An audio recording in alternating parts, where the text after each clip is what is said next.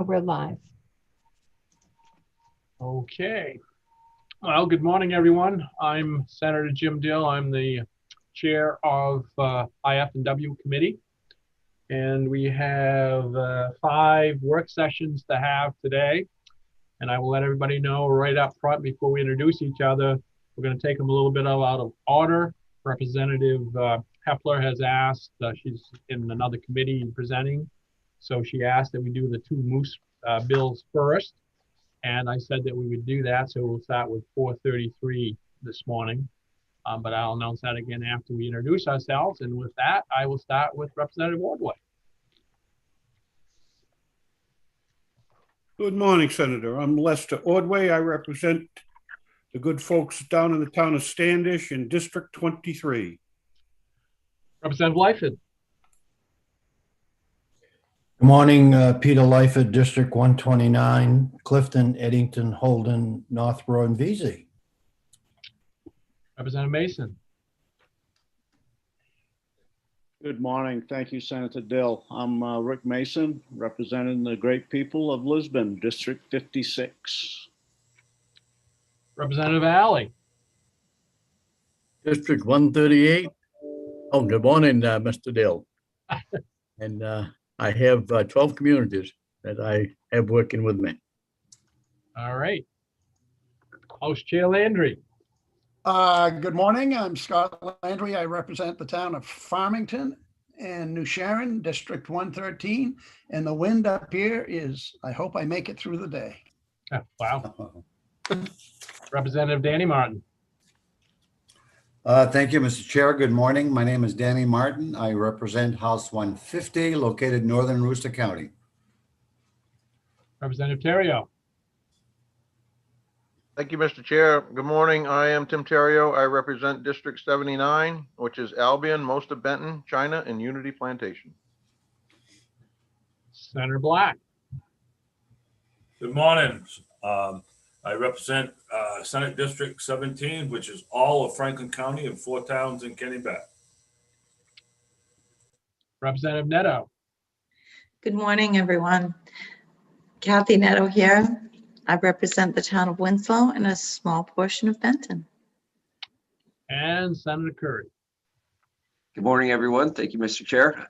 My name is Chip Curry, and I represent the 26 rural, coastal, and island communities of Waldo County. My screen keeps switching around here, so I want to make sure I got everybody. I think everybody's introduced themselves. And as I mentioned, I'm Jim Dill. I represent Senate District number 5, which is Northern Penobscot County. Our clerk today is Linda LaCroix, and our analyst is John Olson. And as I mentioned previously, we do have 5 work sessions today. We're going to start with the 2 Moose ones. So we're going to start with LD 433, followed by 544, and then 394. And as you all probably realize by now, we're all electronic. Please keep yourselves muted until you're ready to speak. That helps us with any background noise and other things. And so with that, I think we'll go and I'll open up the work session on LD 433, an act to allow winners of moose permits to sell sub-permittees selections. So John. So this bill would remove the prohibition on selling a sub-permittee or an alternate sub-permittee designation on a moose permit. A little bit of the history on this, you heard some of this at the hearing. Designating a sub-permittee has been allowed since the moose hunt was established in 1979. So that's something that's been there all along. However, until 1994, the time when the person could designate the sub-permittee was when they obtained the permit, which obviously allowed it to have value at that point because you already had your permit and then you could designate a sub-permittee. So that was how apparently over time people began to sell the permits. And that was changed by the legislature in 1994, the timing of the designation of the sub-permittee was changed to when the person applied for the lottery, so that you didn't have any value at that point because you hadn't won the lottery, you didn't have a permit, you were just applying. So that removed, and the legislative history makes it clear that was the intent of that change, is to ensure that the sub-permittee rights are not sold after the permits are issued. So that was from 1994 until 2011. In 2011, the law was again changed. The initial designation was still at the time of the application, but the law was changed to allow the person who has the permit to change the designation up to 30 days before the moose season, after the permit had already been issued. So that again, the ability to sell, or the value of that designation came back into being. But at the same time, the legislature passed in that same legislation a prohibition on the sale. So you could change your designation once you've got your permit, but it was prohibited that you could sell that. So that's the history of how that worked, and why at a certain point before 1994, because of the timing and no prohibition, people could sell those permits or sub-permittee designations. And again, this bill would remove the prohibition on the selling of the sub-permittee designation and leave essentially the rest of it in place. I think that's basically what I have. Obviously, you know, you have another bill that's related in some ways, at least through the testimony, people were relating it to the LD 544, which is your next bill, having to do with permits for the lodges, but that's a separate bill. This bill deals specifically with the sub-permittees. Thank you. Are there any questions for John? Seeing none, I will call up the commissioner and ask her to introduce herself, please.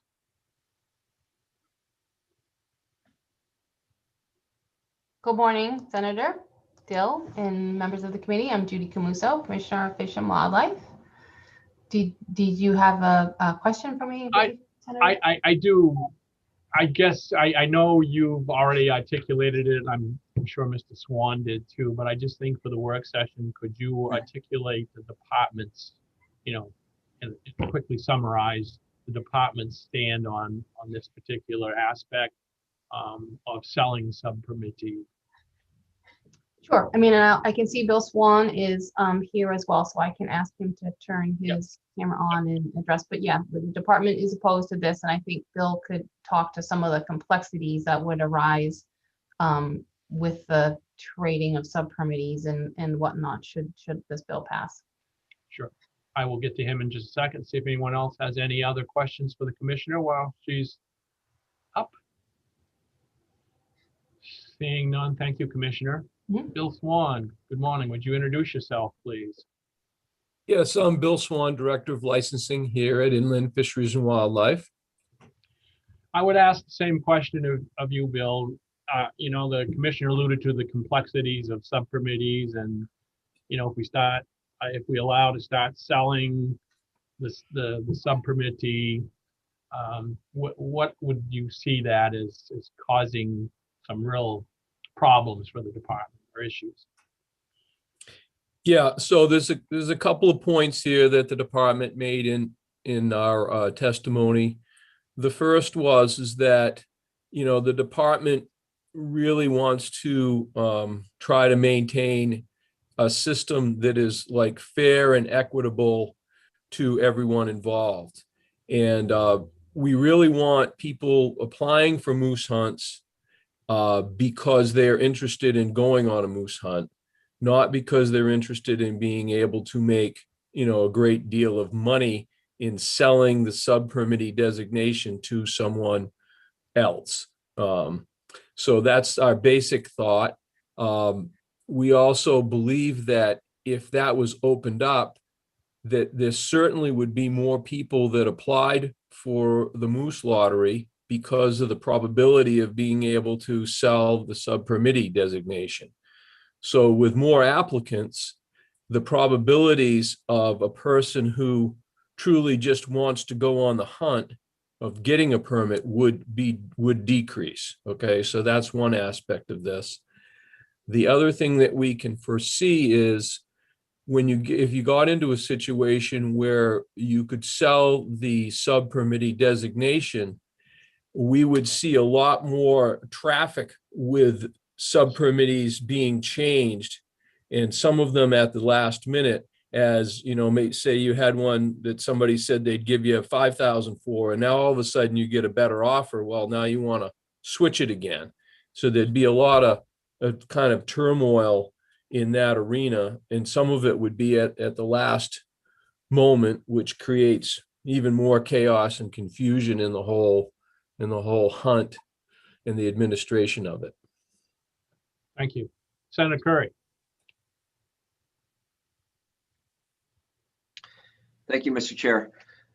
Mr. Swan, how many of the permittees currently swap right now? What percent are you seeing a swap prior to the 30 days of the start of the hunt? I could get that data for you. I do want to make a distinction. People are allowed to swap their permits. Okay, so two people who have won a permit are allowed to swap their permits, but that's not what this is talking about. I didn't mean it that way, to swap out the sub-permit to have a different or an alternate.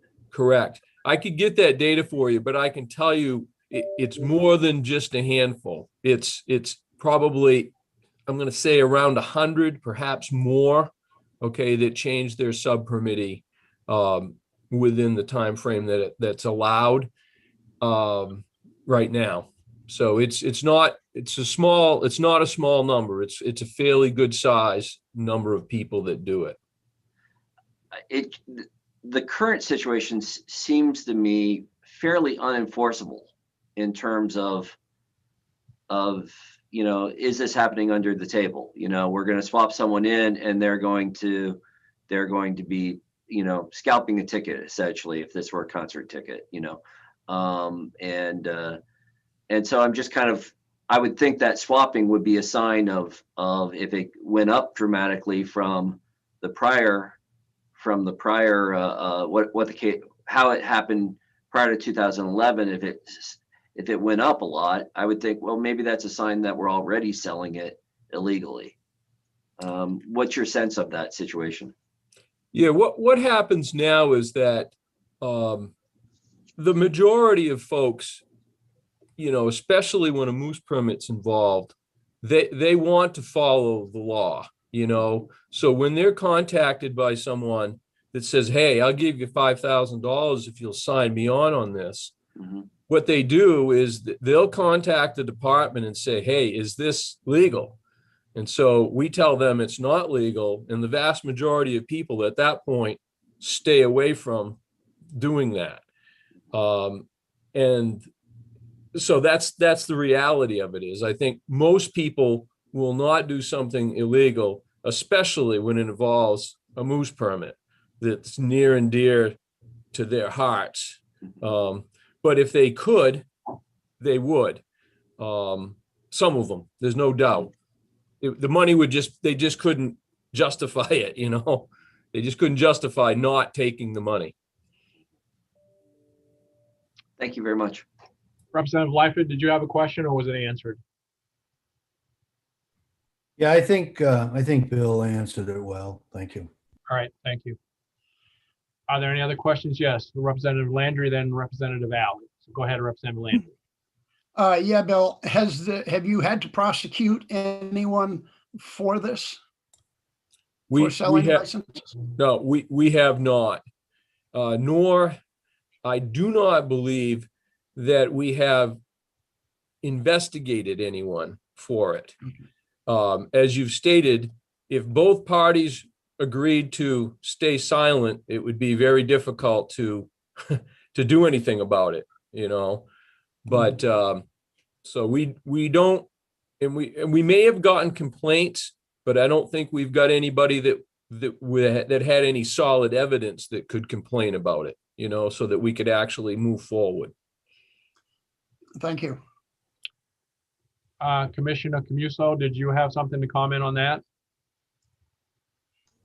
Yes, thank you, Senator. I just wanted to sort of articulate for the committee so folks have a understanding of the financial implications. And so the department each year auctions off 10 permits for youth camp. The money goes to support youth camp. And those individual permits through the auction system, the 10 that won this year, the lowest ticket that won was $22,000.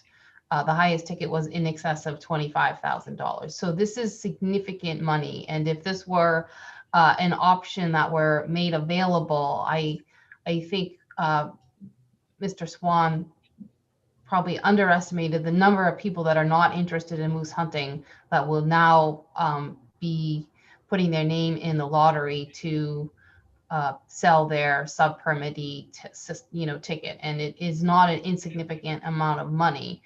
I think, Bill, could you just clarify the sub-permittee, the sort of swapping the deadlines, and as it is now, you have to do those things pretty well in advance. So I don't think we don't get a ton of complaints, and I'm not sure if Dan Scott's in the waiting room or not, but I'm not sure if we get a ton of complaints that Warden Service has to look into about sort of fraud in that way. But I would say that most people really only get drawn, once in a lifetime. It is kind of a once in a lifetime permit. So most folks aren't particularly keen on losing their privileges to participate in this hunt. Dan, Colonel, could you just articulate on if there are any the level of complaints on people selling sub-permittees? Sure. I think Bill hit the nail right on the head. We get a few complaints every year. We also, similar to licensing, get a couple calls, whether it's legal or not. And usually they're prior to the transaction being made. So if we describe to somebody that it's not legal, the transaction hasn't been placed yet. So we can look into the person who was selling it. But if we have no information that can stand up in court, we really can't move forward with it.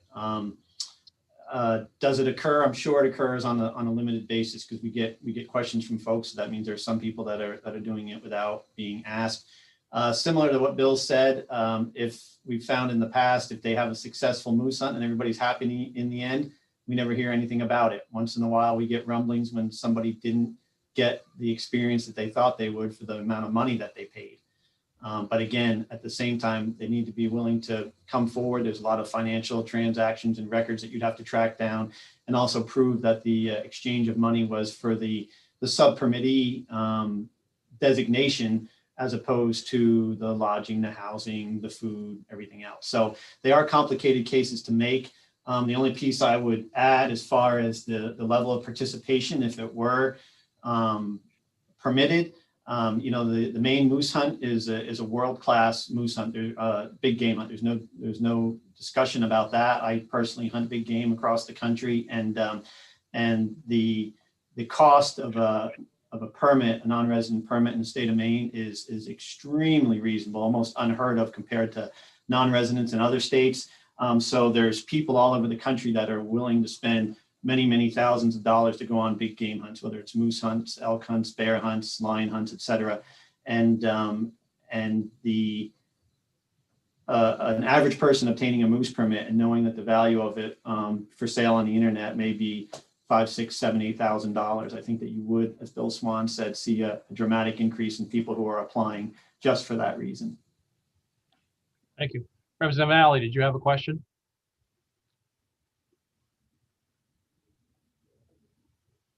All set. Representative Mason, I saw you had your hand up. You all set? No, the commissioner answered what I was going for. Thank you. Awesome. Representative Danny Martin. You're muted, Danny. Representative Martin. Sorry. Thank you, Mr. Chair. Apologize for that. I noticed that this piece of legislation has been sponsored by request. To me, that means a little something. And if you're prepared to entertain a motion, Mr. Chair, I would move ought not to pass. Okay, I second that. seconded by who? Representative Ordway. Okay, ought not to pass is the motion. Is there any discussion? Seeing none. Linda, would you please call the roll? Yes, starting with Representative Lyford, Ought not to pass, yes. and Representative Mason. Yes. I believe Rep. Hepler is not with us at the moment. Senator Curry, Yes. Senator Black, Yes. Senator Dill, Yes. Representative Landry, Yes. Representative Terrio, Yes. Representative Danny Martin, Yes. Representative Ordway, Yes. Representative Alley. You're muted, sir.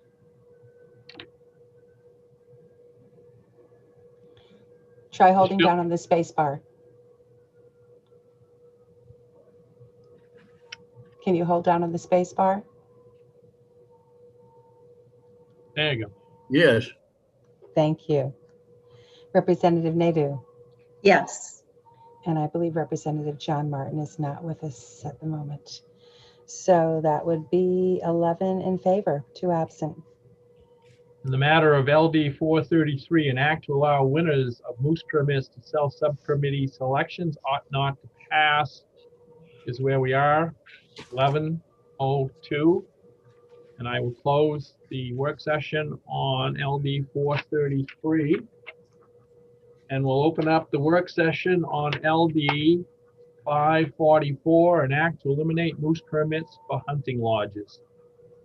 John. Okay, so this bill would repeal the provision of law that grants moose permits to, the law uses the term hunting outfitters through a separate chance lottery. This current separate lottery for outfitters has several elements. One, the outfitter is defined as a person who operates a licensed sporting camp and then provides a package deal that includes food, lodging, and services of a guide for purposes of hunting. The sporting camp has to be licensed by the state through the licensing process, and up to 10% of the total permits each year are available for the special lottery. The outfitter may be allocated more than one permit. The fee is $1,500. The outfitter may sell or transfer the permit only once to a hunter eligible to obtain a permit. That person can't further sell or transfer the permit. Again, the sale or transfer must be part of a package deal that includes food and lodging provided by the outfitter. A permit may only be used for the season, the year, the sex, and the district for which the permit is issued. Must be accompanied by a licensed guide, and then the proceeds go to the Moose Research and Management Fund, except if the auction to fund the Youth Conservation Program doesn't produce $107,000, then they use whatever they need to fill up that amount deficit, and then the rest goes to the Moose Management Fund. The bill also resolves a conflict in law that's non-substantive. Some additional information DIFW provided to you, I think was emailed out, and I also provided to you in the thing that I sent, which is 85% of the sporting camp applications, applicants win a permit. And since the law went into effect in 2019, there were 50 permits issued in 2019, 57 in 2020, and 62 for 2021. And then the DIFW also provided you information on the lottery and the lottery probabilities, which I won't go into, but it's quite a detailed set of information there for you. Are there any questions for John? Representative Danny Martin. Thank you, Mr. Chair. John, if I recall, there was close to 20 folks or individuals that testified on this piece of legislation. Were there any proponents? And if so, how many? Ooh, I don't know the number. I don't know if Linda has that number. I know there were proponents. And I wonder if I can pull that up. I'm looking at the list. I believe there was one proponent. Yeah, that's my recollection. I recall that I believe the Sportsmen's Alliance of Maine and the Maine Guides were adamantly opposed to this. Yes. You know, folks, in the legislature, there are good bills and bad bills, but I've been around for a couple of years, and this is not a very good bill, quite frankly. Senator Curry. I just had a quick question. It was more on a side of this part of the bill. Thank you, Mr. Chair. And I'm wondering if any of our guests could answer the question. It seemed like one aspect of the program wasn't working as designed, or at least someone said it wasn't, where an outfitter was in one district, but the permit was in a very different one, and that it wasn't quite living up to as designed. I think I heard one outfitter say they trade or they partner with another outfitter in the district. Is that how that works? Can you speak to how that works if their facility is, hours away? How does that work? Commissioner, would you like to speak to that, or one of either Bill or Dan? Yeah, I'll have Bill answer it, but I would just, acknowledge Senator Curry that anytime there's a lottery, people get frustrated when they don't win in the lottery. So some of the complaints I think are, and I actually believe the bill proponent put in another bill to allow just registered guides to win the permit, if you will. So, certainly this is a benefit to the lodges that get them, and the folks that don't get them are frustrated. But Bill, can you answer the question about how the sort of dynamics of it if a guide wins, but he's working with a lodge? I mean, very often folks, I know many guides that say live down in southern Maine, but they have a facility up in northern Maine, a seasonal facility that they use and guide out of. So that's not unheard of at all. But Bill, you want to talk about some of the other aspects?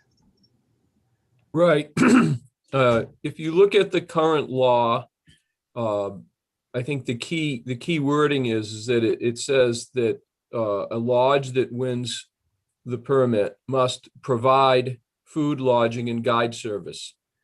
It doesn't specifically specify how they shall provide that.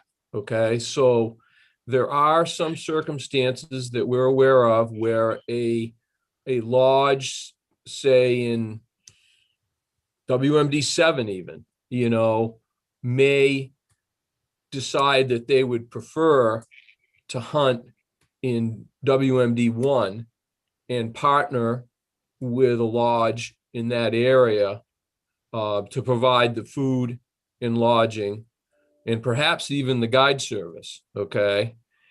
So we have specifically not got involved in policing that because we believe the law allows it. So I think that's the gist of what you heard, a little bit of rumbling from some of the people testifying. Thank you, Mr. Swan. Representative Lyford. Thank you, Senator Dill. I was on the committee when we first passed this bill, and the idea was to help Northern Maine, all businesses in Northern Maine. And I'm very surprised at Representative Martin's comments, and I was wondering if he might give us a little more insight why that he might be against this bill, if he could.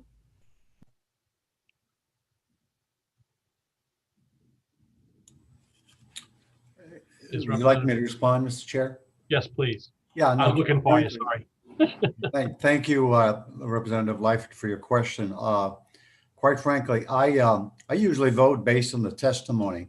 And when I see that close to 20 individuals testified in opposition to this bill, to me, that says something. And that's why I will not be supporting this particular piece of legislation. Representative Terrio.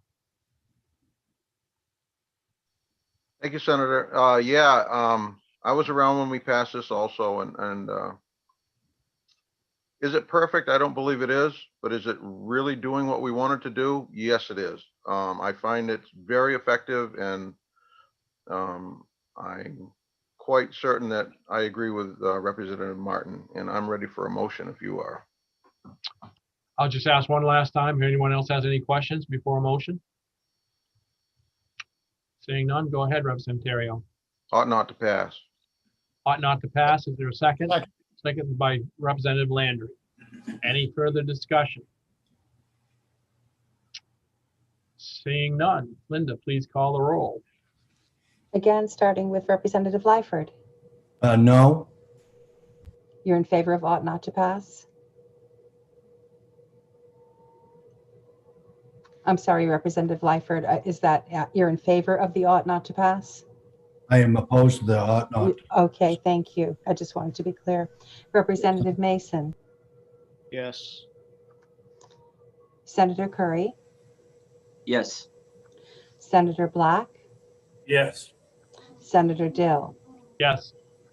Representative Landry, Yes. Representative Terrio, Yes. Representative Danny Martin, Yes. Representative Ordway, Yes. Representative Alley. You're muted, sir. Yes. Representative Nadeau. Yes. And I believe again, yeah, Representative Martin is not with us. All right, so again, we have 11 in favor, 10 in favor of the motion, 1 against. And can I ask what Representative Lyford's minority report is? Ought to pass. Ought to pass. Okay, so ought not to pass on the matter of LD 554, an act to eliminate moose permits to hunting lodges. It's 10-1-2, so 10 ought not to pass. And I will close the hearing on LD 544. Yep, Representative Hepler is here. So I will move on to LD 394. I'll close the hearing, work session on 544. I did. I'll open up the work session on LD 394, an act to protect Maine's loons and other wildlife in the issuance of a permit to hold a regatta, race, or boat or water ski exhibition. John. So this bill requires a person obtaining a permit to hold a regatta, race, boat exhibition, or water ski exhibition to provide reasonable protection as prescribed by the Commissioner for Wildlife, Wildlife Habitat, and Water Quality, and to take reasonable precautions to safeguard wildlife, wildlife habitat, and water quality. The proponents, as you will recall, were indicating concerns about one of those types of races, which were the high-speed motorboat races. And DIFW had provided information to you, which I also provided to you about the various permits that they do issue in the numbers. Those numbers indicated that with regard to the motorboat races, most of those, all but 2, I think, were on Watchuk Lake. The other kinds of permits they issue, the canoe, kayak, rowing races, boat parades, regattas, which are sailboat races, the motorboat exhibition, and the water ski shows. Those are the other types. But again, the motorboat races, which they have been issuing permits for in the last 3 years, were mainly on the lake. That's the issue with this bill.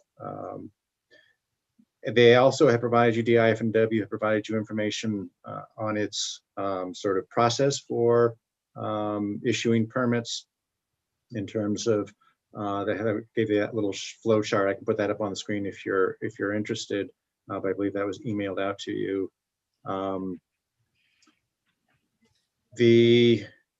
I guess the last piece was that you had heard a bunch of testimony about the loons on the lake, and apparently there are a couple of less nesting loons that appear on the lake each year.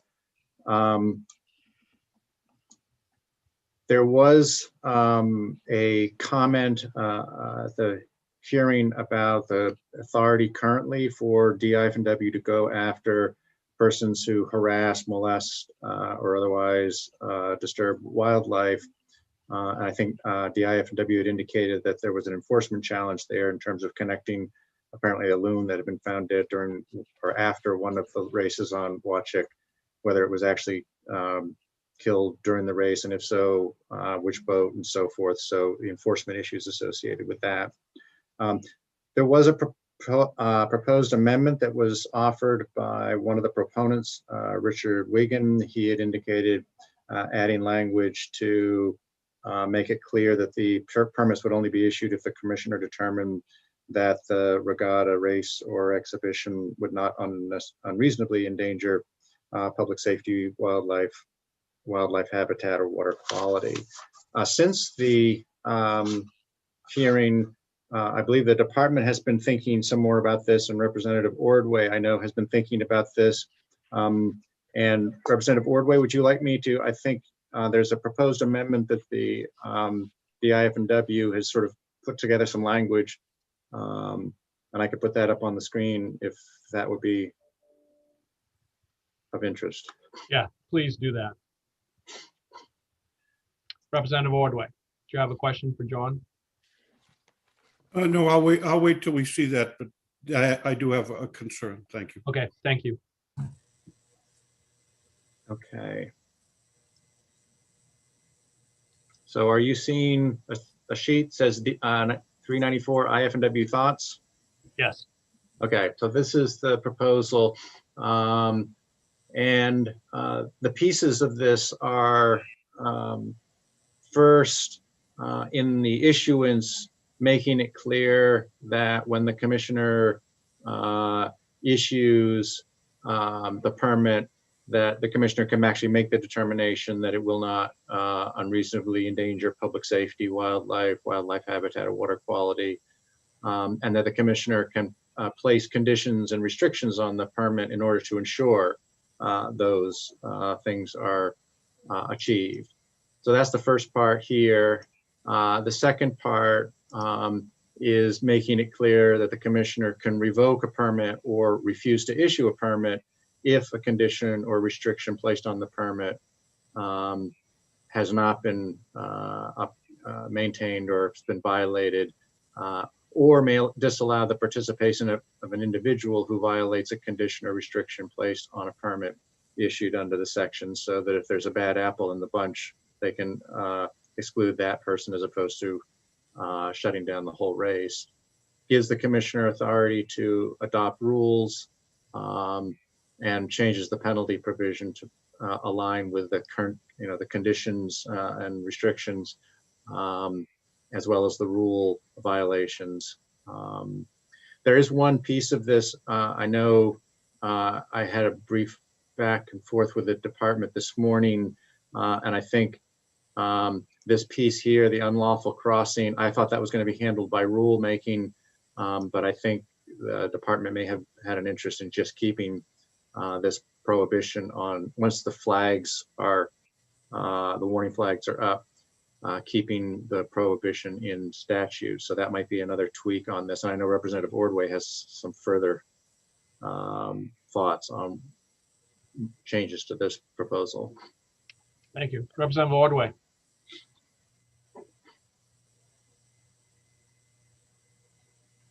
There we go. There we go. Oh, we've done it.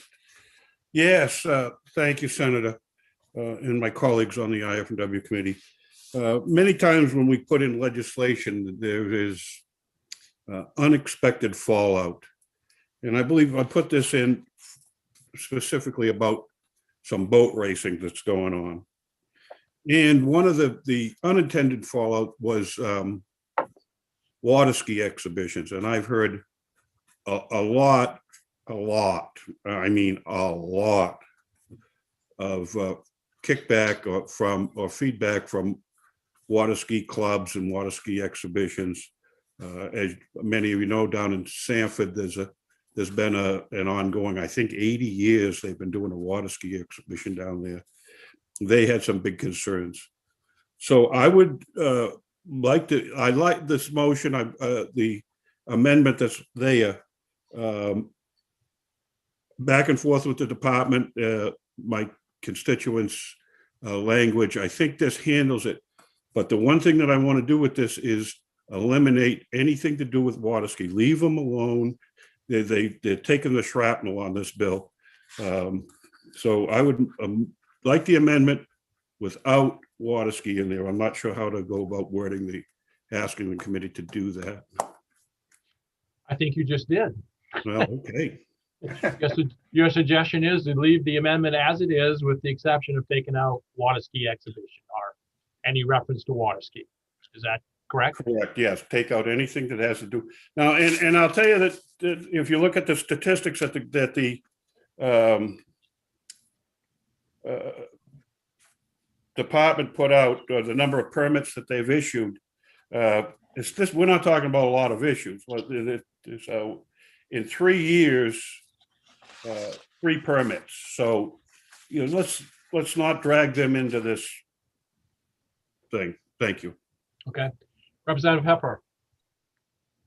I think, thank you, Mr. Chair. I actually think that the question's been answered about water skiing and the number of permits that issued that. So thank you. All right. Representative Danny Martin. Thank you, Mr. Chair. Just wondering, was that a motion by Representative Ordway to move on to pass as amended? Just wondering. He didn't put it in that format. He was just suggesting that he'd like that amendment, and we're discussing it as part of the work session. That's correct. I have not made a motion yet. Representative Lyford. Well, water skiing, I mean, they're pulling them with high-speed boats and whatnot. I mean, is that going to be a concern at all with anybody on this amendment? Okay, thank you. I'm not hearing necessarily, but we'll get to the hands. Representative Allison. Hepler, sorry. Okay, I kind of like that. Thank you. Thank you, Senator Dill. Actually, that was something that I was wondering about, the same as Representative Lyford. And I guess maybe this is a question for the department. Has there been an issue with water skiing events and boats? I would turn to the commissioner to see if she or one of her staff can answer that. Sure. And is it possible for John to unshare a screen for a minute? Because I get disoriented when I can't see people. Sure. Hopefully Colonel Scott's still on the call, but I would say that, you know, the one difference I can see between water skis and the high speed boat racing is that, you know, I think the speedboat races are going at a speed well in excess of what you would drive when you were pulling a person either, you know, on skis or some kind of, you know, tube or whatever. So I don't think it's the same level of speed.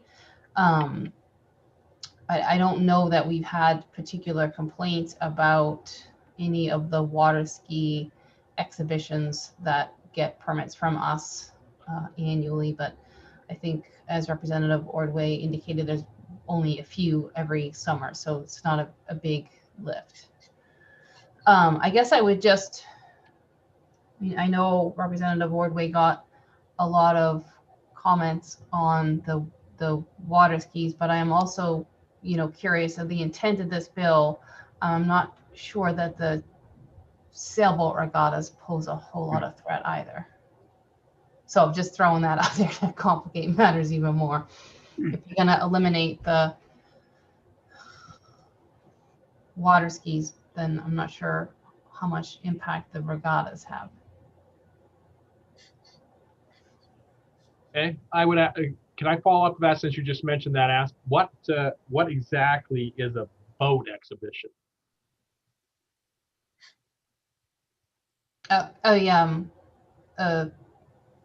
You mean the regatta or the water ski? Well, it says in here, it says hold a regatta, race, boat, or water ski exhibition. So is that a boat exhibition they're talking about? Is there such a thing? I thought I did see that someplace. So I see Deputy Commissioner's flailing his hand. So you're going to pass it off to him. Okay. Yeah, no, I'm happy to. answer it, but I think Tim's got a little more background on Sure. the different permits and what they all entail. All right, Deputy Commissioner Peabody, introduce yourself, please. Mr. Chair, I'm Deputy Commissioner of Fish and Wildlife, Tim Peabody. I think there is some crossover between the regattas and the parades. That's looking at the permit applications that we get in.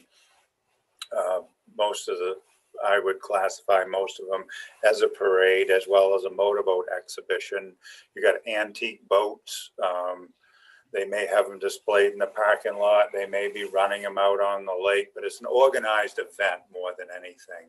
That's what we're really talking about here, is organized events, whether it's a parade or a parking lot exhibition somewhere, or on the water at a dock or whatever it is. So I think the commissioner's right. The sailboat race, how many of those? There's a number of them a year.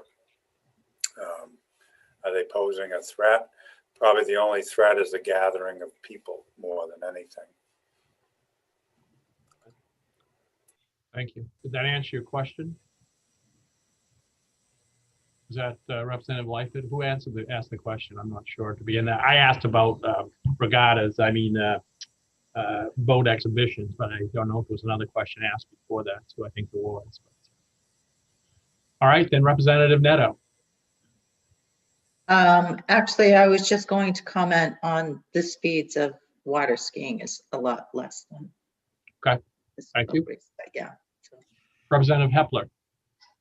Thank you, Mr. Chair. So I guess the question I have is that if these regattas, boat races, or exhibitions, water ski exhibitions, are paying attention to and have a plan for looking out for wildlife, what would be the harm in keeping them in there? Because then they'd have a permit and they'd be allowed to do it, I guess. I don't know who I'm asking that to. I was going to say, I was just going to ask you who you're directing that to. Is that the department at least? Yeah. Okay. We'll throw Judy out there again. Commissioner? Sure. And so surely I think we are comfortable having the ability to issue a permit with conditions, that are specific to, you have to ensure public safety, not harassing wildlife, certain distance from shores, those sorts of things. Likewise, the ability to deny a permit or revoke a permit for, say, a 2-day event. I do want to, point out to the committee and just make sure folks are just thinking about this the same way we are, in that there are, I think Dr. Pokras indicated, boat strikes and being one of the top mortality events for loons, but the vast majority of those strikes are not associated with these events. So I think we only have a potential individual loon that we have the two may be associated, causality, they're not for sure.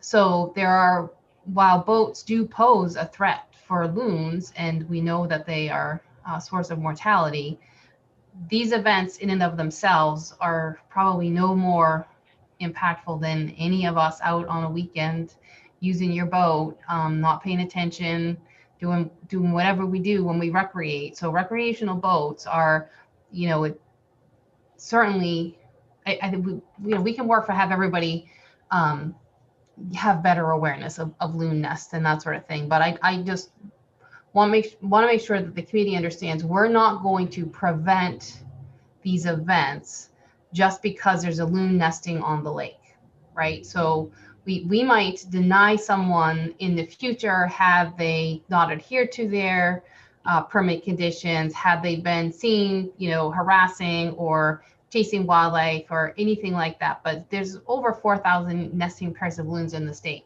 So we're not going to proactively deny anybody permission to do something on a water body because there's a loon nesting there.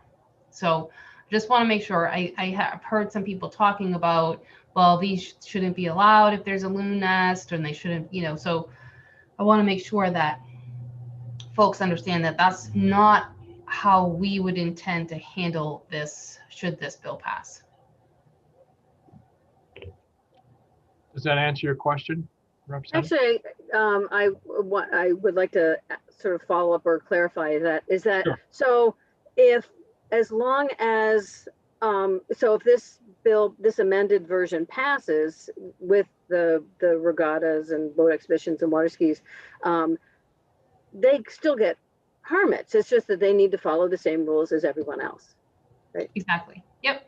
Yep. We would standardize those, standardize those rules and perhaps set some, distance from a known loon nest. And they may even, I could conceive of where, say we probably would have some issues around the beginning of July where we know loons have young that are out and less mobile.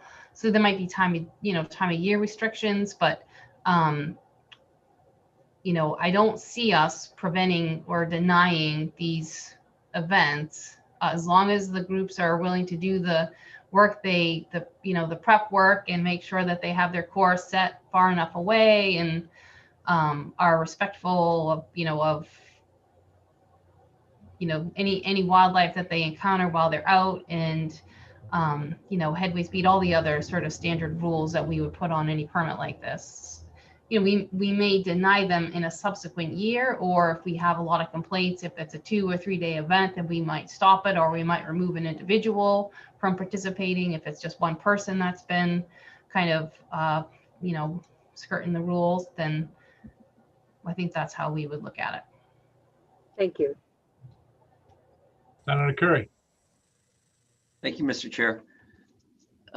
Commissioner, is it accurate that the primary thing that this bill is seeking to prevent is boat strikes and not other aspects of that harm loons? I see Deputy Commissioner has his hand up, but I'm not sure, Senator Curry, the answer to your question. Tim, do you know? Yeah, I think the intent of the bill that was put forward is there was a feeling out there, and it was during the public testimony, that the department didn't have the tools and the means to address wildlife issues related to boat races. And I just want to clarify that we did have the authority and the base authority of the department itself to protect wildlife.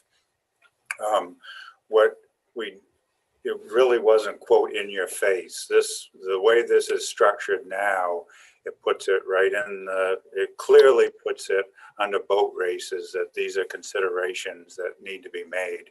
And I think that's what the public was really looking for, is that messaging right up front, that we can put these restrictions and conditions on the permit, we can go to rulemaking, and that the legislature has said that this is important, and they want us to do that. But without this bill, we still had the ability to put the protective restrictions on a race permit. Thank you, Mr. Peabody. Representative Terrio. Thank you. I just want to make sure that we're not adding any permits, that all these functions right now are already require a permit. Okay, that's all I'm making sure. We're not adding any more permits. I mean, holy cow. Okay, I would ask a question of the department, and that is, as if we're trying to do anything here, there are several different things that are listed in the bill. It appears that the bill was put in mainly around boat races. We have heard from Representative Ordway, he's fine if they take, water ski exhibitions out. Now, of the remaining, or let's just start with all of the things that are there, from the department standpoint, what is the best way to have it? What is the best language to have in there? Is it everything that's there right now? Or if we pull out something, do we pull out water ski exhibitions? Do we pull out regattas and just leave boat races? what will make it easiest on you as far as at least the perceived issues here? Tim, do you have thoughts on that? I sort of thought that the section included all of those things together so that. It does at the moment, it appears, but as we've already heard, Right. you know, from Representative Ordway, he would be happier with the bill if water ski exhibition was taken out or whatever. Mhm. And that still leaves others, and I'm fine anyway. That I'm just trying to get a feel for what is, if we go forward with this bill, what is the best language. So, Yeah, Mr. Chair, yes. the protocol that we had, and I think we already had answered the question, that when the permit application came in, if you had your permit application filled out correctly, we did not look at any other aspect of it. We issued the permit. So that's, I think that's kind of the standard there. We never denied a permit, you know, in our life that we could find here when someone made a request, whether it's for a parade, a regatta, a canoe race. And so if you're never denying anything, you know, it brings the question, what are you doing it for? And so I think it's, you know, that's what's up on the table. Do we need to permit parades? Do we need to permit regattas? Should we only permit boat races? I think from the department standpoint, where we were never saying no, that was just a part of the law that we were following what the legislature had given us years ago. So if I wanted to have a water ski exhibition on whatever lake or pond that I'm associated with, all I do is ask for a permit from the department, and basically you have issued that in the past, and on we went. If this bill passes and I now come to you and said, oh, I've been doing this, you know, you've given me this permit for 5 or 6 or 20 years, whatever, and now I say, oh, I'd like to get my water ski exhibition permit for this upcoming summer. How does that differ to me now than it would have 2 years ago or last year or whatever, if this bill passes? Thank you, Mr. Chair. As there will be more focus on, as it says, wildlife issues, public safety issues, there would be more of a suite of eyes looking at the permit. I mean, that's what really this does. It draws attention to all these other issues that really weren't in, they were in place. They weren't a problem within the department. So we really didn't focus on them, to be honest with you. So does that mean now you would send somebody out to my pond and actually look at it and see if there's, you know, loon nests there, or, you know, a bunch of baby mallards swimming around where I'm going to have the exhibition or whatever? Or is it still just, hey, we're going to issue the permit. We have been issuing permits, but if someone raises a concern, does that put it now at a different level of where it was before? You know, probably Colonel Scott can weigh in on this, but essentially what the department do, if we had a concern based on the particular lake that was at, we'd reach out to the district game warden or wildlife or fisheries biologist, ask the question. I don't believe, and the commissioner can correct me, that we're going to be sending a staff person out to the body of water. We already know what our body of water look like. We have very qualified staff to make that assessment. Sure. Well, when I said that, I was kind of alluding to the local game warden or biologist or whatever, who would be, not meaning you or the commissioner, would be hopping in a boat and tooling around my lake. So I don't know. That doesn't sound bad. Maybe that's not so bad, I suppose.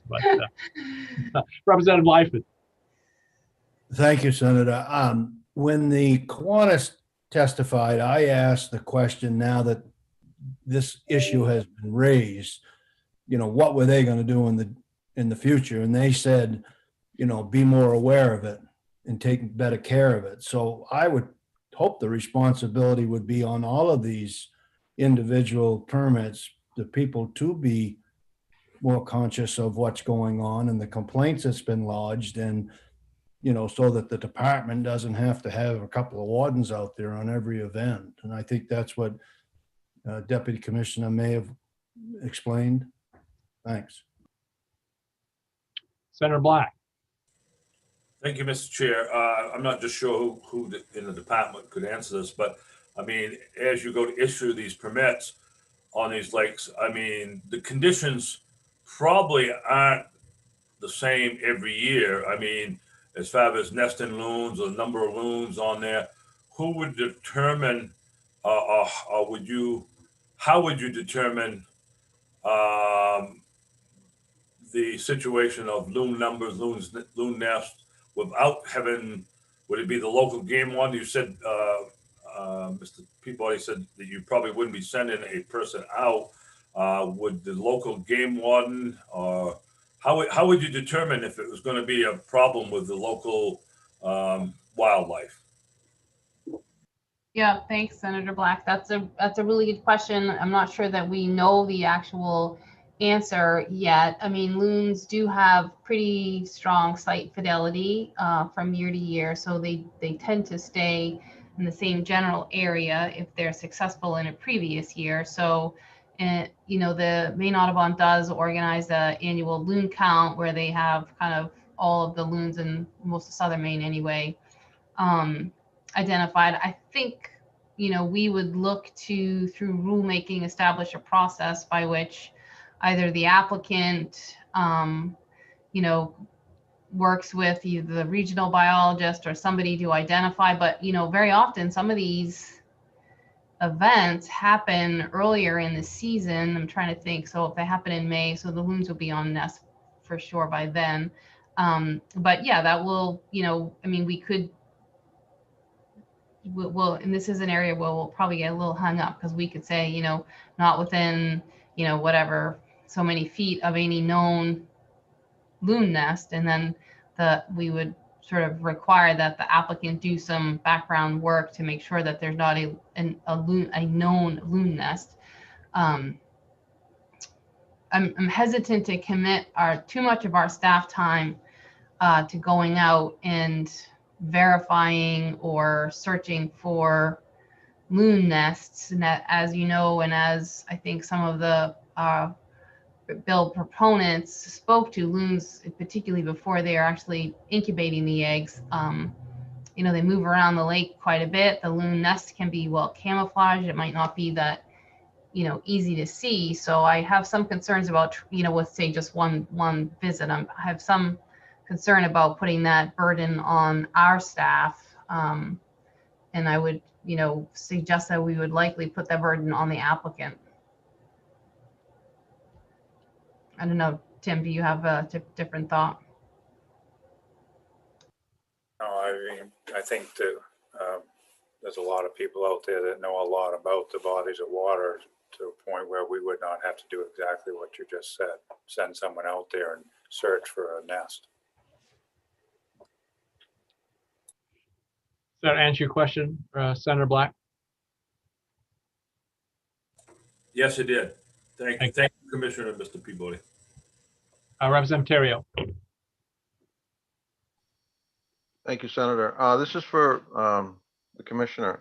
Do you actually think we need to make a law for an educational program that we could just send out a paper with the permit explaining these are the things you should be looking out for? I mean, that's basically all we're asking, is make sure that people are paying attention, and this is the information that you need to look for. We really need a law for that. I'm trying to wrap my head around a law that we already protect loons. We already give a permit for the race. We're looking for more education. So I'm just kind of wondering if you could make some sense of that for me. Thanks, Representative. I'm not sure exactly how to answer that question. I think that anytime you can clarify for folks what the expectations are and clarify that we would have the authority to deny a permit, that may provide useful to the department moving forward. But I agree, we don't need a law just to do an education campaign. Deputy Commissioner, do you have other thoughts on that? I agree, Commissioner. Conceptually, this really just puts it in your face. It follows the structure of a lot of the rest of Title 12, Part 13, where it talks about conditions and restrictions right inside a particular section or subsection of law. And that's what this does. And it's your choice, of course, whether we quote need it or not. It's just structurally mirrors some of the other parts of Title 12, Part 13. Does this just kind of codify, though, what you are doing to a point? So, I mean, it's not necessarily a bad thing to have it there if you're kind of already doing it, I guess. It's just a thought. Representative Martin. Yeah, and thank you, Mr. Chair. Just to follow up on Representative Terrio's question, I'll be a little more direct. Tim, you've been around for quite a while. I mean, do we need this piece of legislation? I think any time that you can make it clear to the public and to the department what the expectation is, I think there's value to it. And that's how I think we as a department saw this up front, because then there's no question what we should be focusing on when it comes to boat races. We need to think about wildlife. We need to think about public safety and property and things like that, believe it, it just wasn't, the applications come into Bill Swan's shop, they followed the protocols that were in place and they issued the permits. We never knew about them in the commissioner's office or anywhere else. They came in, they were issued. This, raises the attention, it elevates the complexity and the issue of it. And is there a value to that? Probably. And that's kind of where we are on it. Representative Landry. Yeah, looking at the list of types of events, should everybody for all of these events require a permit? I can't see much danger in a canoe, kayak, or rowboat race to a loon. A regatta, I'm not going to bring my sailboat near a loon nest. An motorboat exhibition, a boat parade. It seems like, could we narrow it down to the two most potential offensive or dangerous, the motorboat race and the water ski show? Or maybe I'll get hung for saying water ski show, but to anybody, Commissioner? Representative Landry, I would suggest that we will handle this however you choose. But I will say that a lot of the canoe kayaks, although they impact loons in a different way, they certainly can impact the nesting success of loons. So anytime a canoe or kayak gets close to a loon's nest, that bird's going to flush off the nest, make it vulnerable to predators, and reduce the incubation time. So as we've often seen, particularly people in canoes and kayaks likes to come in, they like to photograph both loons and eagles if they get much too close, and they stay there for a prolonged period of time. So that although the impact isn't a blunt force trauma, it's probably just as impactful to those birds. But that's, having said that, I think there's value for the communities to know that these organized events are getting a permit, that there is some process that's being adhered to and administered. And I don't see any of them as they're not as being that different from the other, that they shouldn't all be considered the same way. Very good. That helps. Thank you very much. Yes, Commissioner Peabody, Deputy Commissioner. As this discussion unfolds, I think the biggest thing the reason, this has been around on the books for a long time, and I don't know exactly when it was enacted, but the focus before was personal protection of the public. And it, I hate to say this, but it's prescribed by the commissioner that we was probably supposed to go to rulemaking years ago and prescribe more public safety related type requirements for these permits. So I was just thinking about the canoe races. Do we need that? And probably we do. Cold water, the time of the year, the gatherings of people. Should they have safety and safety requirements in place? Probably they should. Should we rule make them? Maybe we should. And we have not until this point done that. Also, the bottom line here is, does this really, again, if whatever I'm asking for a permit for, does it really change a lot of what's going to happen in the permit process as I come to the department? I mean, yes, you may know a little bit more now about my pond or lake or wherever I'm having it because of the bill, but for me actually getting the permit, will it change a lot unless there is an issue? I suspect it won't change a lot on the front end. Folks will have to do a little more legwork up front. They'll have to document, a few more safety parameters for both people and wildlife. But I do think that it gets people thinking about the issues in a way that they probably haven't. And it will give us the ability to, should there be an issue, to not issue that permit in the future. So when you say people thinking about it, you mean me when I'm putting the yes, application? the applicants, as well as the department. Sure. Yeah, no, I understand from the department side, but I'm also looking from the other side also. All right, thank you very much. Representative Danny Martin. Yeah, thank you, Mr. Chair. If Deputy Commissioner Peabody is correct, in the law, in his opinion, allows the commissioner through the APA and rulemaking process, maybe that's the answer. Just come up with some rules that the department feels is satisfactory and bring it back to this committee. Just food for thought. Representative Lyford, yeah, there you go. I'd like to ask the Deputy Commissioner Peabody, if the camp owners came to you and said, we don't want this permit issued, would that be a reason not to issue that permit? In other words, is there something that could stop that permit from being issued? Unless there was a particular reason that dealt with public safety or destruction of wildlife. Right now, there's nothing.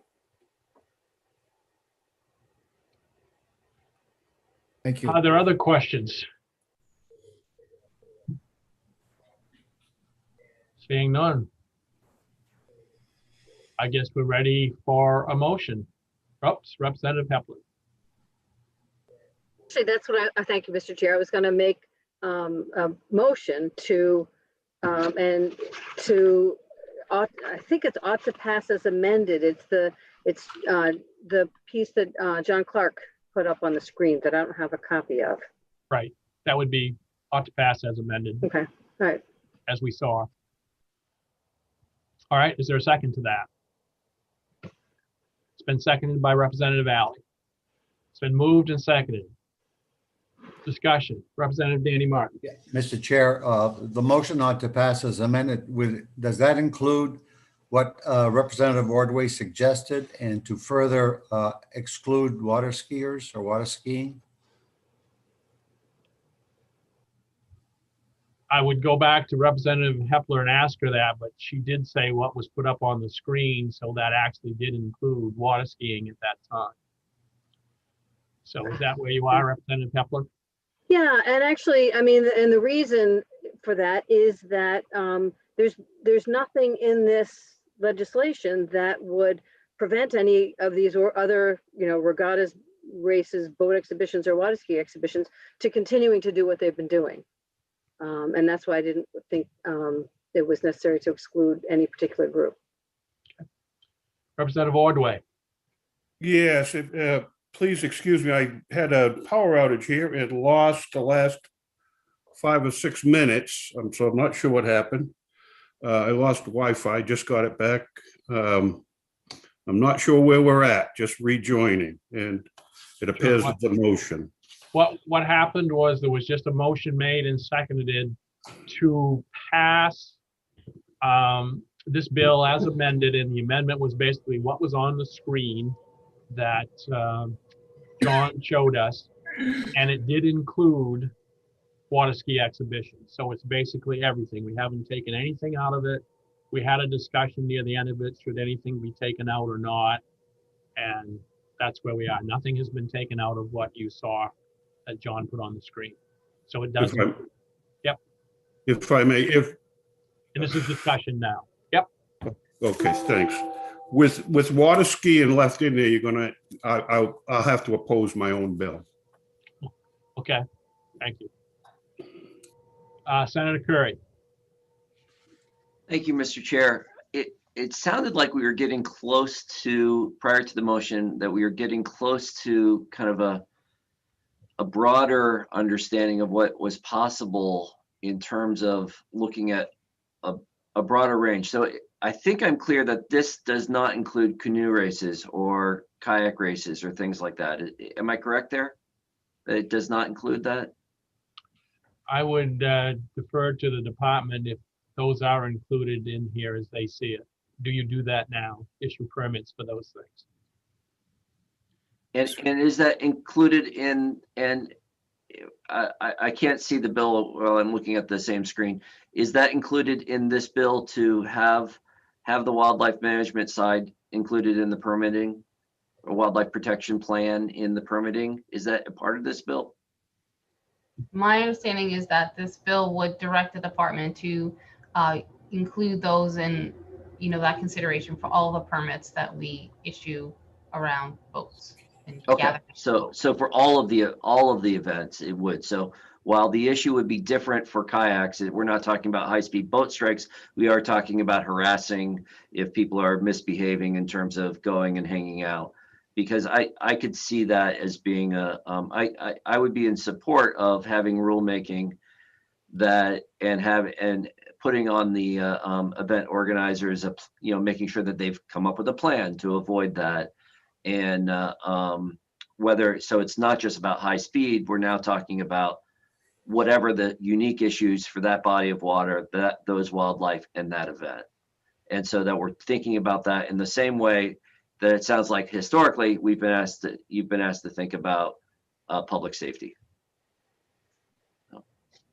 I assume that is correct. That was in support then. Okay. Yes. Representative Heffler. Thank you. Oops. Yeah. Thank you, Mr. Chair. So Representative Ordway, I guess the question I have is that even though the water skiers, do they oppose having any permit? I'm puzzled because under this bill, under the original bill, as well as this new one, they would still have to get a permit, and all they would have to do is to meet the requirements of what IFW's rules come up with. So I'm puzzled. I would turn to the commissioner, but I believe it's right that way now, that to have a water ski exhibition, they got to get a permit now. The only thing is they just have to put these new parameters in, looking at wildlife safety. Is that correct, Commissioner? If you respond. That is my understanding. Yes, I have not seen the plethora of comments that Representative Ordway has had been dealing with, so I don't know in particular what the water skiers' concerns are, but yes, they would still have to apply, get a permit, apply for a permit, and they would likely have to do a few more things to make sure that they weren't having any impact on wildlife. But again, unless there was some concern, I don't envision that their process would be significantly different. Great, thank you. Representative Ordway. Yeah, thank you, Senator. Yeah, the water ski groups and clubs feel that they were dragged into a fight that they had no part of. They're all right with the status quo on what they're doing for permitting. And really, I don't know what to say. I'm going to leave it at that. So kind of to some, I guess I'm struggling with this one because I'm not sure that it puts much more burden on anybody really. I mean, yes, they do have to look out for wildlife concerns that they didn't before, but I would expect if anybody was responsible, no matter what they were doing for a race or an exhibition, they should have been doing that anyway. So I think this just kind of clarifies that they should and must be doing it. Representative Martin. Yeah, thank you, Mr. Chair. Very well said, Senator. I totally agree with you, and I really don't see the need for this piece of legislation. If in fact water skiing is not omitted from Representative Hepler's motion ought to pass as amended, is not struck out, I will be voting against the pending motion. Other Representative Hepler.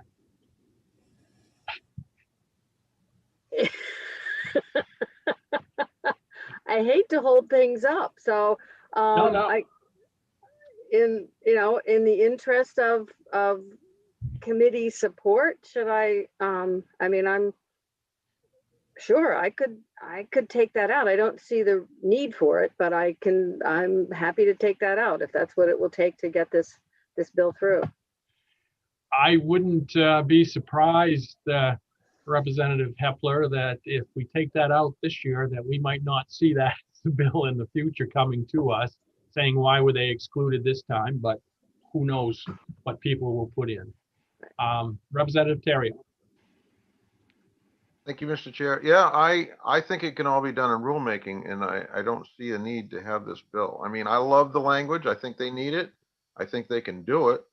So I'm just not sure that we need to make a law for it. That's where I'm at. Okay. Senator Curry. I'm just struggling with the idea that we would pass a bill that says all of you have to pay attention to wildlife concerns except you this event style. That's a weird message to send. And so I would have trouble with that. It's like all of these permittees except this permittee doesn't have to. That just seems very odd. I like the rulemaking option. I don't know if there's an option to I know we have a motion on the floor and we'll have to take action. I don't know if there's an option to table or to try to carry over in order to try to get rulemaking first to see if we can get to something that gives us a more comfortable option moving forward. It just feels awkward right now. I'll come back to both of you, but I think that kind of put a light bulb on in the commissioner's head about maybe the rulemaking aspect. So I will go back and ask her before I come back to the other committee members. Yes, Commissioner.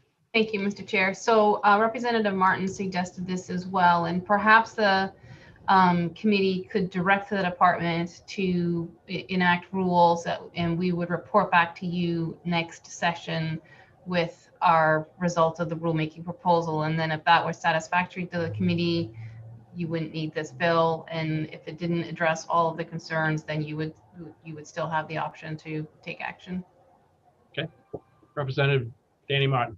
Thank you, Mr. Chair. If Representative Hepler would be so kind to withdraw her motion, I think there's some committee consensus on what Representative Terrio and I and the commissioner suggested to do exactly rulemaking and report back to us either in the next legislature or next January or February. But the motion would have to be withdrawn if you're willing to do that, Representative Hepler.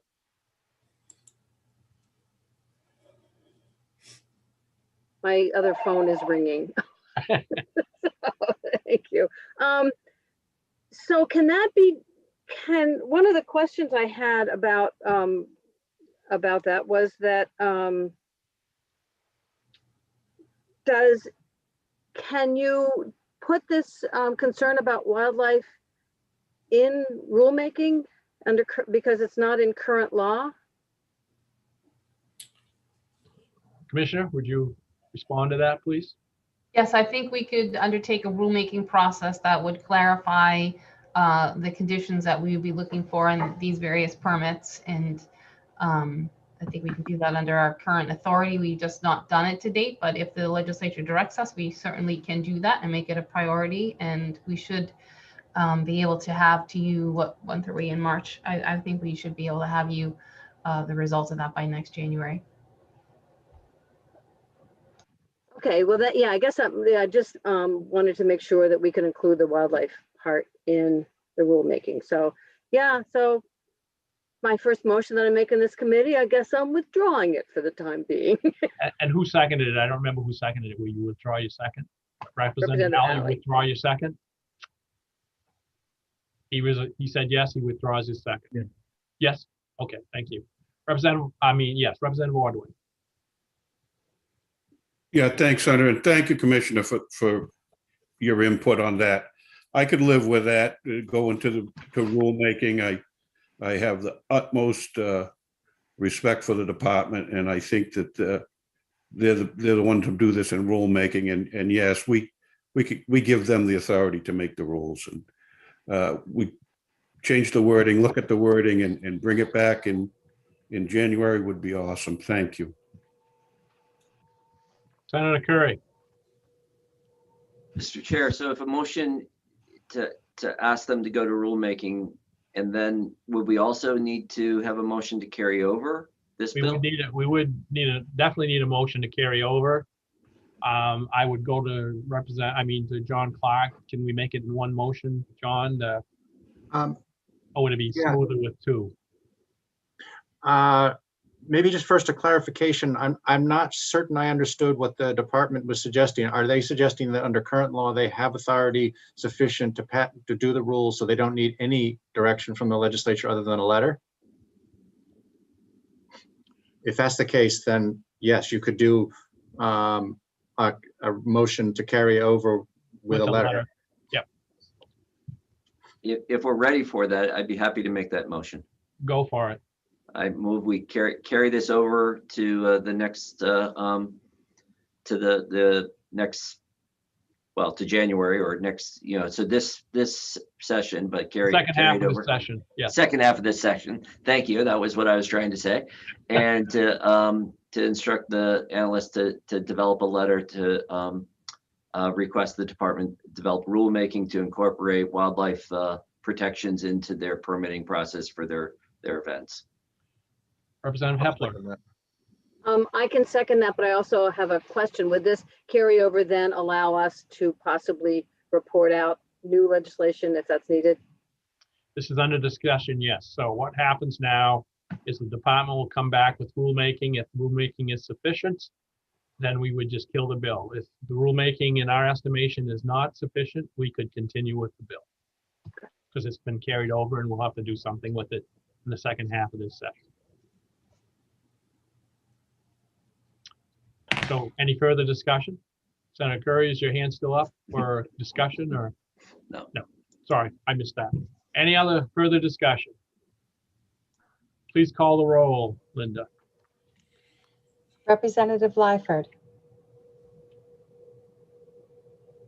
Is he frozen? I think he is. Representative Lyford. Yes. Representative Mason. Yes. Representative Hepler. Yes. Senator Curry. Yes.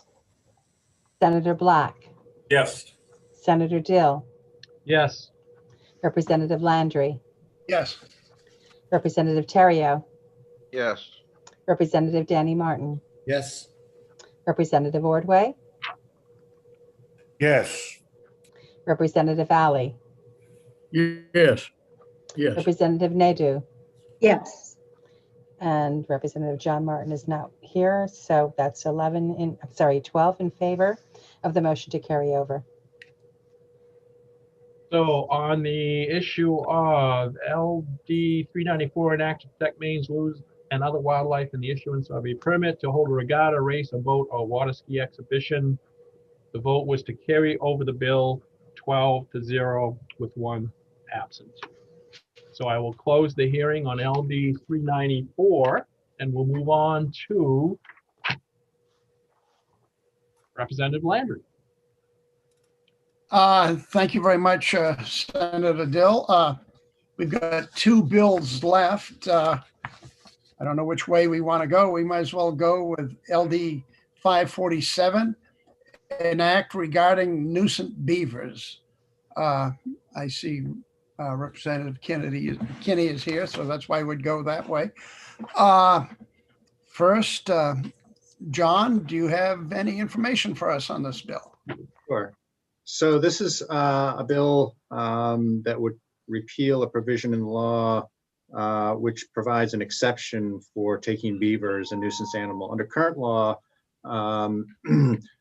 wildlife can be taken if a person is keeping an orchard or growing crops and there is substantial damage, then there's an ability to take that nuisance animal. There's also a provision that allows a person to kill or cause to be killed a wild animal, turkey, found in the act of attacking, worrying, or wounding domestic animals or destroying property. But that existing law has exceptions that are built in for certain animals. And one of the animals where there's an exception is for the beaver. The law does not permit the taking of or killing of beaver under those circumstances. It does, however, allow the commissioner to cause agents to take the nuisance beavers at any time. And so the bill would repeal that provision relating to beaver, thus allowing the beaver to be taken as other animals.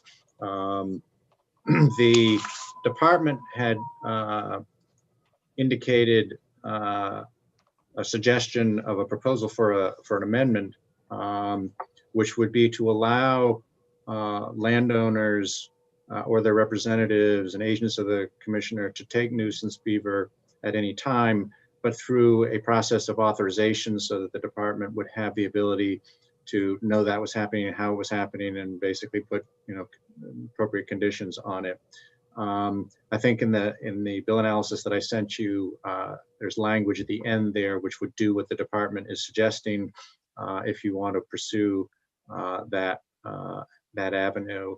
One other thing I just mentioned, the department has someone here who is available if there are questions having to do with the trapping of beaver and the process and so forth, in case there are further questions about that. And that's what I have. Very, very good. Thank you, John. I see Representative Martin has joined us this morning. Would you like to introduce yourself, John? Sure, thank you. Yeah, John Martin, House District 151, and I was testifying in another bill, another committee. And so I sat in the Allagash and worked my way 161 down to Fort Kent and around Dune 11 through Eagle Lake and eventually get to Oxbow and on Route 11. So here we are. Welcome.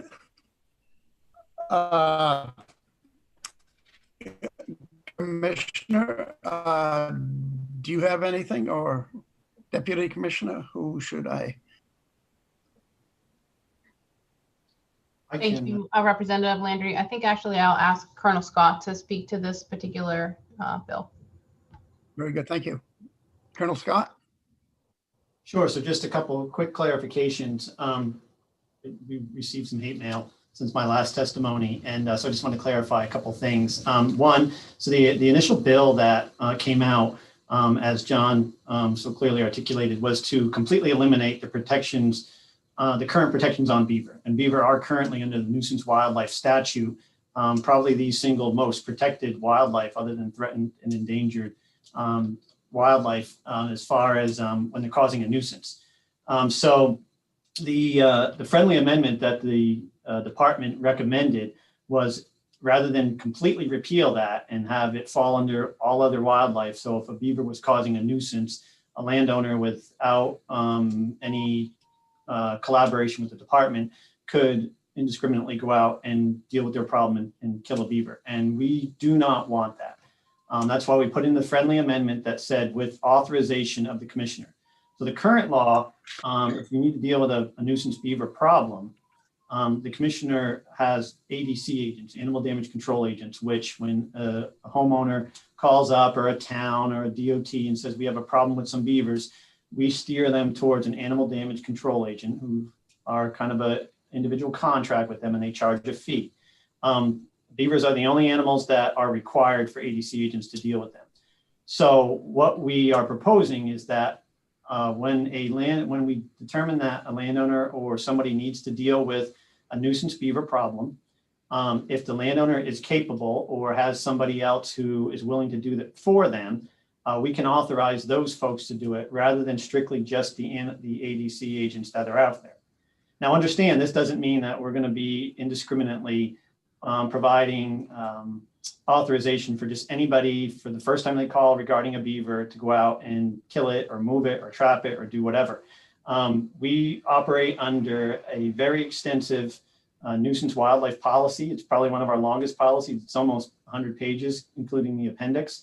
A large portion of that is dealing with nuisance beaver, including 10 or 15 pages around providing the public with information of how they can mitigate through site alteration the problems. So whatever nuisance wildlife we're dealing with, we try to educate the public, then we try to teach them how to prevent it.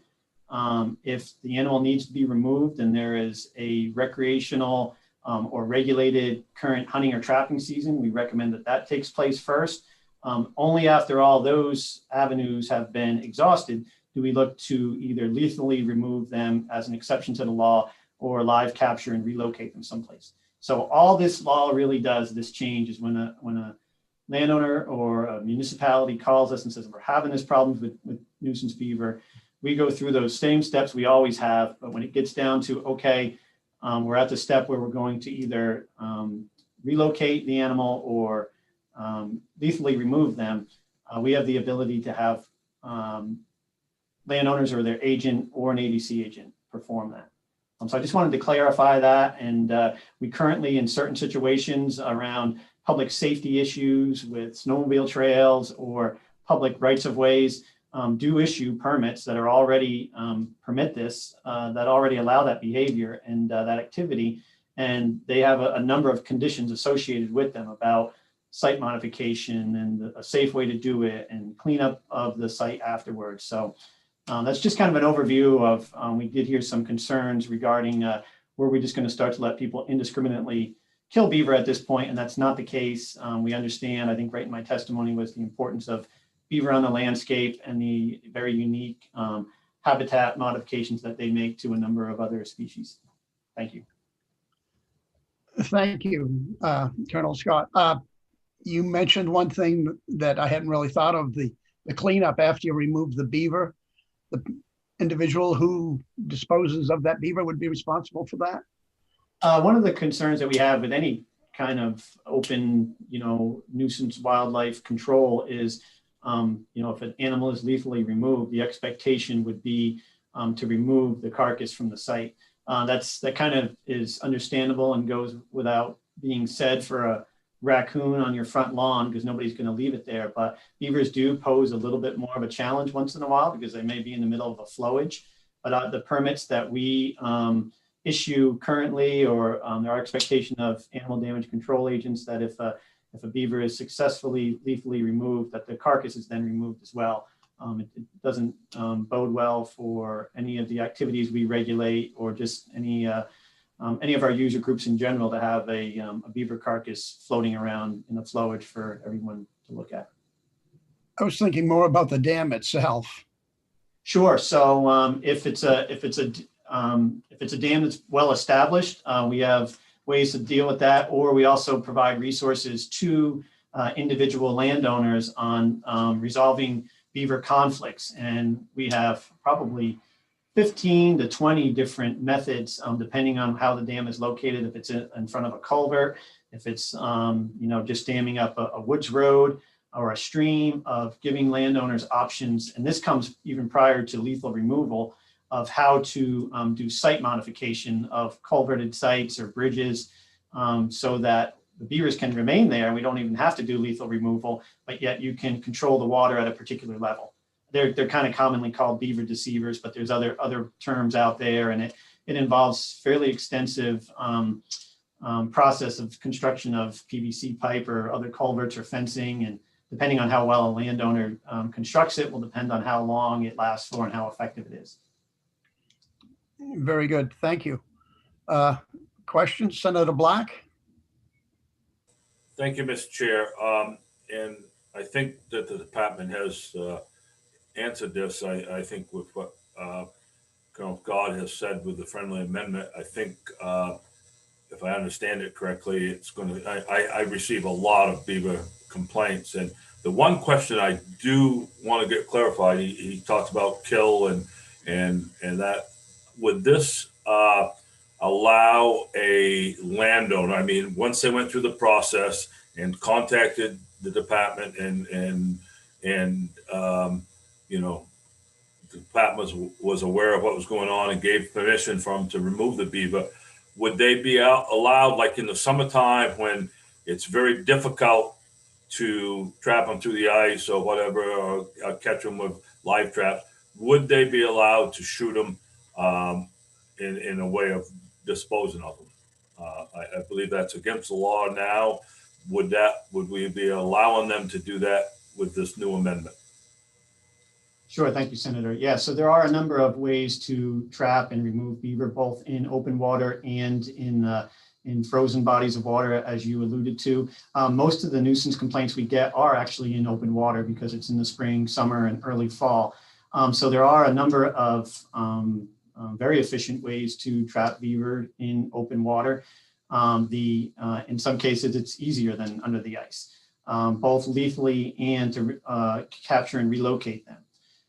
What's most challenging about that is that many landowners don't have the skill, ability, or knowledge to use trapping methods that would be successful to that. So we would leave all those options open. If a landowner had the ability themselves to safely put a trap on the landscape, potentially they're a trapper on their own, or they know a trapper who's willing to do it for them. It could be done with the current use of legal traps. But it also would, with the permit, permit somebody to lethally remove them through shooting them, which is otherwise against the law, yes.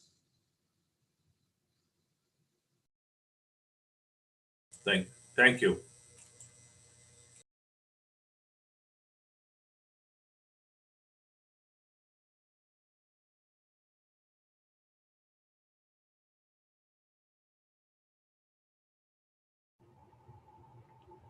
I'm looking, but I don't see him. Did we lose? I think we lost him.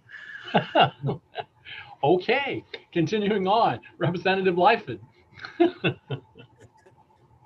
Thank you, Senator Dill. My original question was for John Clark, and but the Colonel has answered my question very well. The word taking he kept using. I didn't know if he meant taking or killing, but I had asked for somebody to come in to explain about live trapping, and if they've come in and taken the time, I'd like to ask if we could listen to them.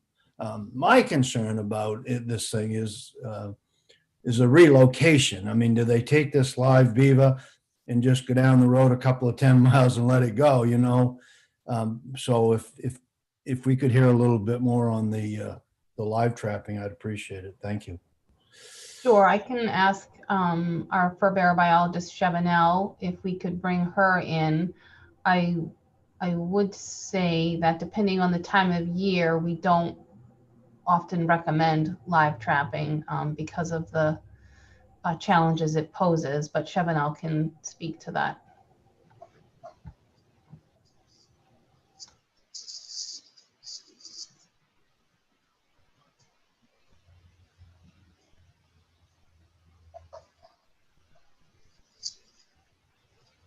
Hi, good morning. My name is Chevanelle Webb, and I'm the fur bearer biologist for Maine Fish and Wildlife. And I understand your question was specific to live trapping. So it's difficult to answer the question because every situation is unique. So it's really a case-by-case basis. We'd have to look at the history of the site in terms of what's the most appropriate response. So Colonel Scott had mentioned our step-down approach. So we look at a situation and we start with whether or not education and extension is the most appropriate, and then we kind of work our way down the list. So it's difficult to answer your question in terms of live trapping. It's not always, the most appropriate situation for each case. And beavers are territorial, and so it's not a utopia out there. You can't just bring one animal into a new place and expect things to be okay. But there was a question, I think, earlier about whether the department does retain locations where people are interested in having beavers on their properties. And we do keep a list of that at our regional offices. And so we certainly are open to the concept of translocation, but it may not always be appropriate. Thank you for that information. So what you're saying is it's probably better to dispose of the beaver than try to trap it because of the challenge. That would be a question, I guess.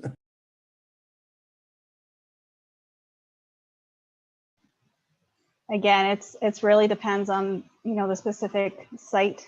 Like I said, site modification. In a lot of cases, if you have a chronic issue, you can resolve that issue long-term with site modification.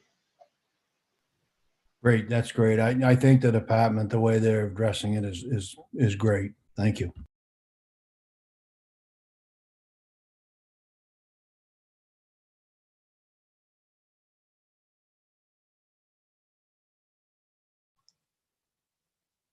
Senator Dill, you're muted. Excuse me. I would ask of the biologist, if you relocate a beaver, is there a certain amount of distance away you must move it? Only from the standpoint, is it going to be fat and happy once you throw it in another body of water, or if it's not too far away, is it going to try to make its way back to where it was? Yeah, I mean, obviously beavers can travel long distances, and oftentimes with any sort of relocation, animals most of the time don't stay where they're placed. So that's certainly a consideration. The other important consideration is we have a lot of great beaver habitat in the state. And so any place that's good beaver habitat probably already has beavers there. So that's an important consideration as well, that translocation is not always a humane approach. Okay, thank you. Representative John Martin. Yeah, I've had some experience with relocation with beavers, and on one occasion 3 years ago, we relocated two, and it was no more than 4 days that they had returned to the location. And the second time we relocated them, that was 50 miles away, and guess what? They came back. So it's really a tough thing to relocate. Unless it's underground, I guess. A lot smarter than some of the people that try to deal with them. Right. Senator Curry. Thank you, Mr. Chair. Should we pass this bill? Is it correct that the department would say we have direct instructions about relocation, like where and how, or would it be open to the landowner? We already have current guidelines in our policy on relocation, because like Chevanelle mentioned, that's it's not as easy as it sounds. The other thing we need to keep in mind is even though beavers do move around and usually leave the site where you actually place them, to take a beaver and relocate it on someone else's private land, if they didn't want it there, it's going to be a big problem next year for that landowner, as well as as well as the department. So we have policies in place regarding the moving of any wildlife, any nuisance wildlife. And so as part of any animal damage control program, if you're going to move wildlife from one place to another, you need to coordinate with your regional biologist or your game warden. That's one of the reasons why we offered our friendly amendment to make sure that this was authorized activity by the department, so we could still keep our hands around, what was the activity occurring around beavers and not just have it be kind of indiscriminate killing or catching and moving. Thank you very much. Representative Landry, I see you're back, and we're still doing questions, and we're up to Representative Hepler. So if you want to start there. Very good, Representative Hepler. Thank you, Mr. Chair. So I have two questions. One is actually related to what Dan Scott mentioned, is that if we adopted this friendly amendment, the same process, I guess I want to clarify, IFW would go through the same process, but just sort of adding this step that if none of this, the rest of this is sufficient, then and the landowner is capable of removing the beaver, that's what would happen. Do I understand that correctly? Sure. The only thing that the law really changes is the current statute says that when it comes time to causing beavers to be killed, it has to be an agent of the commissioner. And we have added language that said a landowner or their agent or an agent of the commissioner needs to be authorized. So it's just a person doing the work. Okay, thank you. And then the other question I had actually, I think is for Ms. Webb. And this is, so when can you trap a beaver when the beaver has little babies? I mean, I'm just curious. Yep, so the general trapping season for beavers is depending on the area of the state that you're in, but roughly it opens in mid-October and it finishes at the end of April. And that would not be the time when beavers having their babies. Okay. Thank you. Thank you. Any other questions? I'm sorry I missed a lot of what happened here. I really am in the dark a little bit. Have we had any kind of motion or anything? Senator Dill? No, we're still under just general discussion, and you have a couple of hands up still. It's Representative Terrio, and then also the commissioner, I think, wants to weigh in on something. Okay, and speaking of hands up, is there Linda, any chance you could put me on as a co-host? Because I can't see any of those. While she's doing that, why don't we call on Representative Terrio?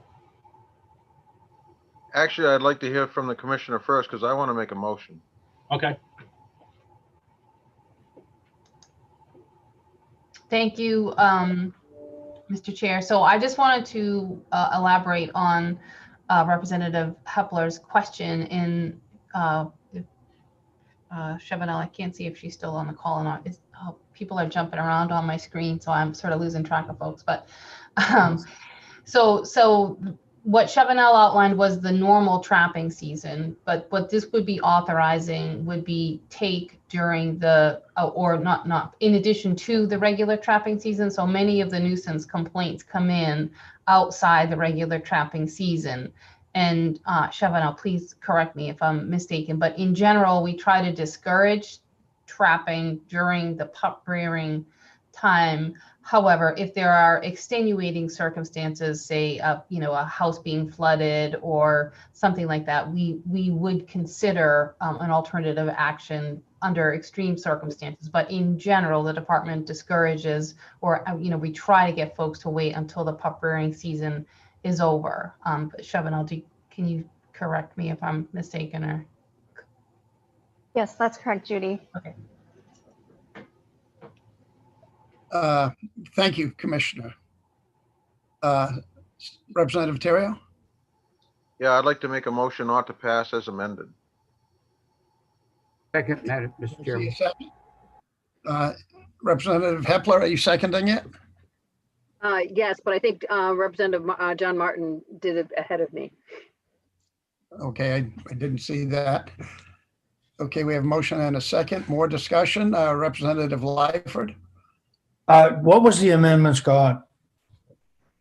I believe the amendment is in accordance with section 105 the commissioner may at any time authorize a landowner, a person on behalf of the landowner, or an agent of the department to take or kill a nuisance beaver. Is that correct, John?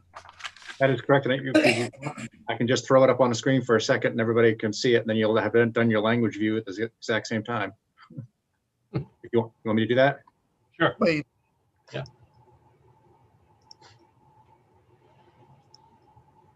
So there's the language there highlighted. Except as provided in paragraph A and just what Representative Lyford read.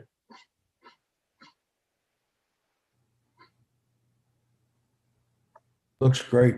Okay, so I will stop. Oh, okay, I'll stop the screen sharing. Okay.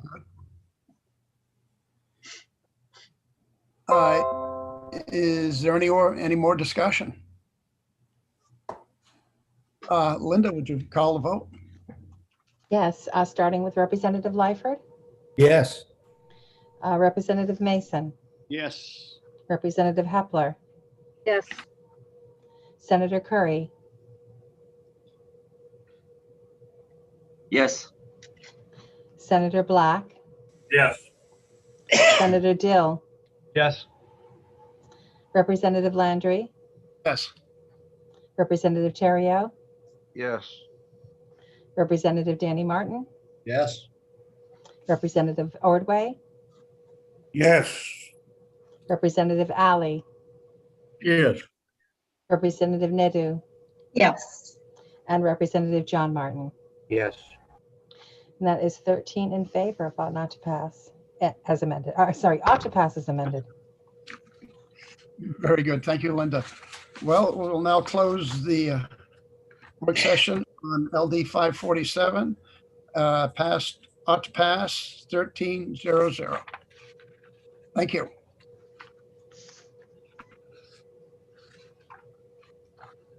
And we have one more piece of work before us.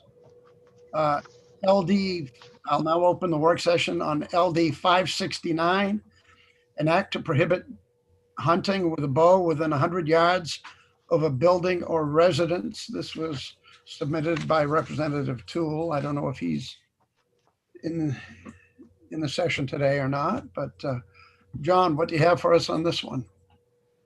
Okay, so current law, as you know, prohibits discharge of a firearm, including a muzzleloader or crossbow, within 100 yards of a building or residential dwelling without the permission of the owner or adult occupant.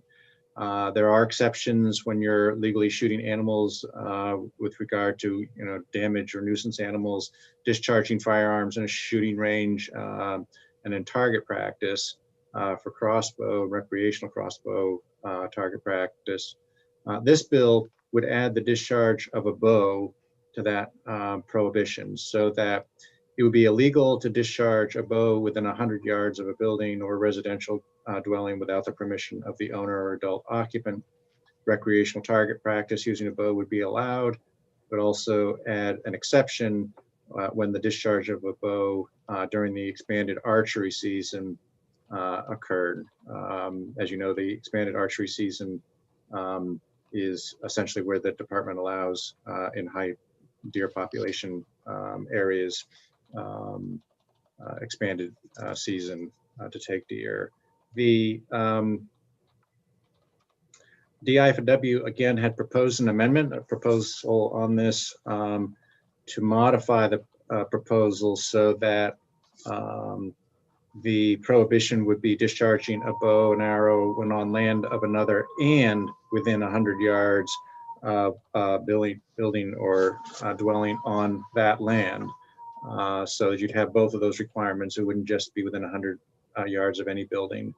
And again, I provided, I think, in the bill analysis, the language that would achieve the DIF&W proposal. And at any time, I'm happy to throw that up on the screen if you want to take a look at it, if you are interested in exploring their proposal. Would you please? Sure.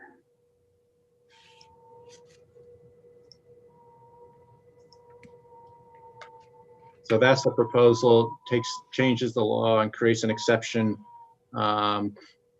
for discharging a bow, except as provided for nuisance animals.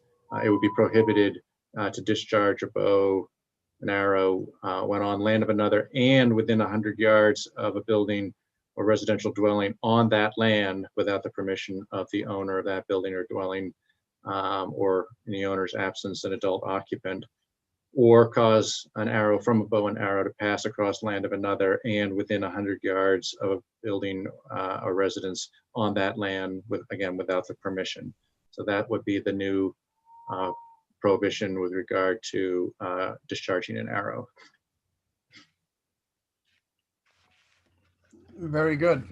Thank you, John. I'll stop sharing that now. Okay. Commissioner, do you want to speak to this, or do you have somebody? Yes, thank you, Representative Landry. I think Dan Scott, yeah, he's still in the squares here. I think Colonel Scott can speak to this. It is a rather complicated section, so I'll let Dan take it. Okay, thank you. Sure. So if there are not any specific questions, I'll just give you a quick overview similar to what John said. So currently there is a law that says you cannot discharge a firearm or a crossbow within 100 yards of a dwelling without permission of the landowner. And that doesn't matter. There's some exceptions to that for nuisance wildlife. It doesn't matter where you are. It's on your own land, somebody else's land. If you have permission where you are hunting or target practicing, any within 100 yards of any dwelling. However, it doesn't include bow and arrow. So you can, what we found in the past and very recently, seems like this last year, and both in some southern parts of the state as well as in Washington County, which is why I presume this came from Representative Toole, you can, archery hunters, irresponsible archery hunters, I'll add, are more or less stalking deer that are loitering on people's front lawns, under their apple tree, next to their garages. And if that land isn't posted, it's legal to do that. Ride around in a vehicle, you spot a deer on my lawn, 30 yards from my house, and you stalk across my lawn and try to kill that deer. That's legal unless your land is posted. And now, many of these situations, there are people that own 1 and 2 acre lots in suburbia. So they're not going to post their land because they don't expect this activity to be occurring. So Representative Toole put in the bill to make a similar 100-yard buffer zone around all residences, similar to the firearms discharge law. That is why that's challenging for the department. That makes sense. However, we do use archery hunting as a standard way to manage high deer densities in areas that have high human population densities. So that's the expanded archery zone, as well as areas that aren't in the expanded archery zone, but have small residential neighborhoods, et cetera, and where deer tend to congregate near homes.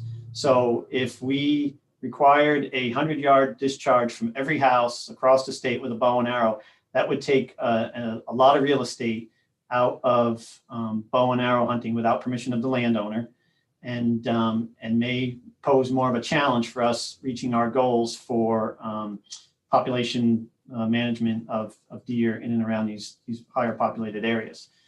So what we proposed, because we do feel that if you're hunting and going to shoot a deer within 100 yards of my residence with a bow and on my own land, I should know about it and be able to, you should need to get permission from me. So that amendment that we put in, as you see, is it is difficult to understand at first, but if you're on somebody else's land, and the key word is and within 100 yards of a residence on that land, you need to get permission from that residence landowner.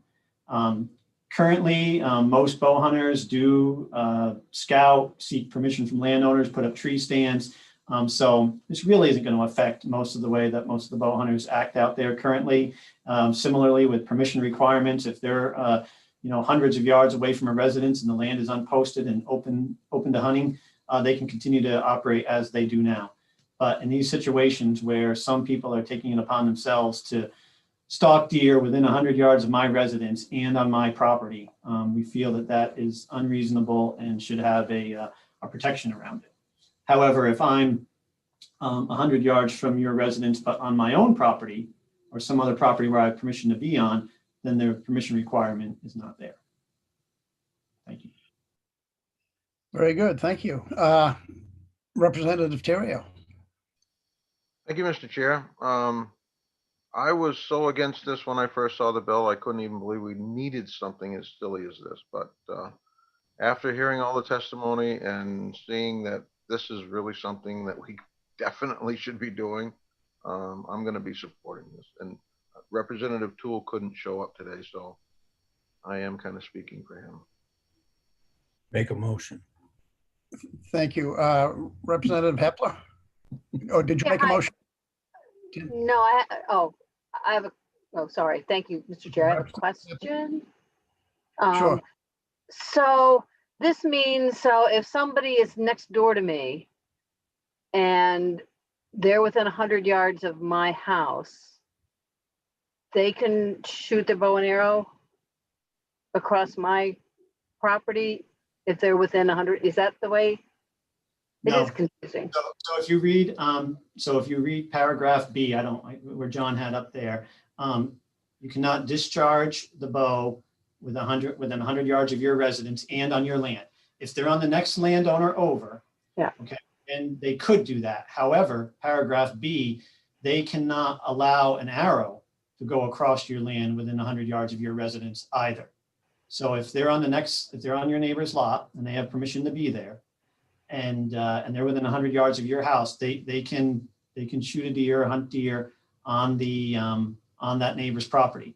If the deer walk onto your property within 100 yards of your house, they can't shoot it, nor could they go on your property and hunt it because it's on your land and within 100 yards of your residence. Gotcha. Thank you very much. That was confusing. Yeah. I had received an email from Representative Toole, as Representative Terrio stated, he was in favor of this bill with the amendment. Mr. Chairman, I move out to pass as amended.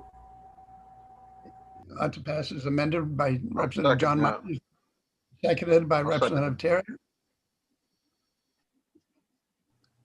Is there any other discussion? Seeing none, Linda, would you take the vote, please? Yes. Representative Lyford. Did he leave us? I don't see him there. I'm not seeing him. Oh, no, He is, but I think he just left us. I'll come back to him. Yep. Representative Mason. Absolutely, yes. Representative Hepler. Yes. Representative Curry. I'm sorry, Senator Curry.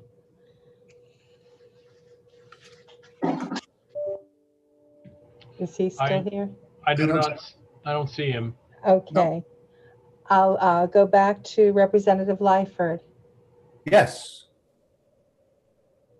Senator Black. Yes. Senator Dill. Yes.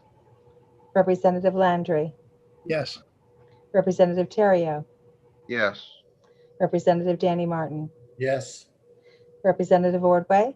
Yes. Representative Ali. Yes. Representative Nadeau. Yes. And Representative John Martin. Yes. All right, so that gives us 12 in favor, 1 absent. Well, very good then. I'll close the work session on LD 569 and act to prohibit bow hunting with a bow within 100 yards of a building or residence. That passed 12-01. Thank you very much. Representative Landry, yeah, before we go on to language review, would you please give, who was it? Representative Martin and Hepler the opportunity to vote on the bills that they missed, and then we'll finish up with language review. Okay. Linda can tell them which ones. Yes. The first one was LD 433, and both Representative Hepler and Representative Martin were absent for that. and it was ought not to pass. What is the I, bill? LD 433. The This is moose, the- selling moose permits, sub-permitting moose permits. Permittees.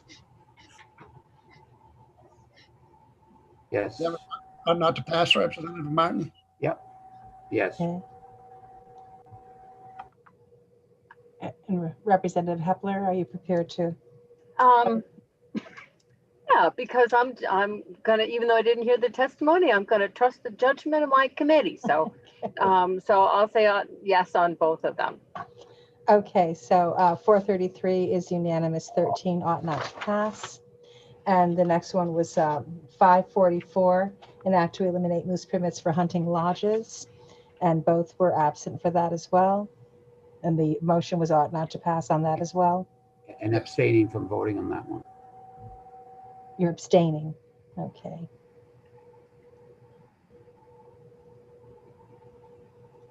Representative Hepler, do you wish to weigh in on that? Yeah, I will trust the judgment of my committee. Okay, so ought not to pass.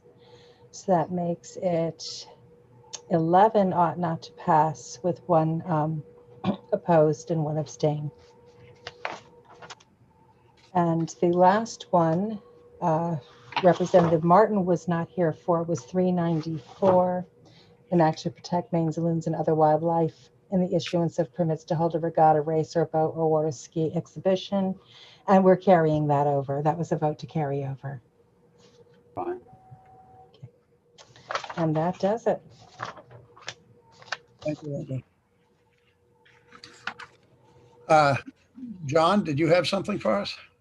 Sure, and I'm not sure if Rachel's available yet.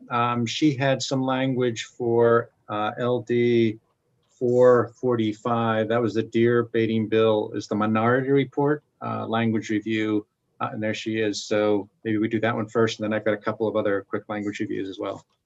Thank you. Rachel, good afternoon. Yeah. Hi, good afternoon. Busy day today. Yes. All right, I have the minority report for LD 445. Sorry, switch screens. This is the deer baiting. And I'm sorry, just switching screens. If I can get at the share screen. I just emailed it out as well to the committee. So LD 445, an act to allow deer baiting by hunters. The minority report wanted to authorize the department to allow by rule deer baiting for a 3-year period. The next 3 years, as you can see here, the commissioner may allow by rule during the open hunting seasons on deer in calendar years 2021, 2022, and 2023. The placing of bait to entice deer in locations and in a manner determined appropriate by the commissioner. Rules are routine technical. So it'd be for 3 years. And then, as you can see down here in section 3, there would be a report back to the committee in January of 2024, describing any rules that were adopted and any of the commissioner's findings and recommendations regarding the baiting of deer. And that would allow the committee to report out a bill to the second regular session of what would be the 131st legislature. And the amendment places it under what's currently in statute section 11.452 under baiting deer. So the prohibition still stands, except as may be authorized by rule under subsection 1A, which is being added.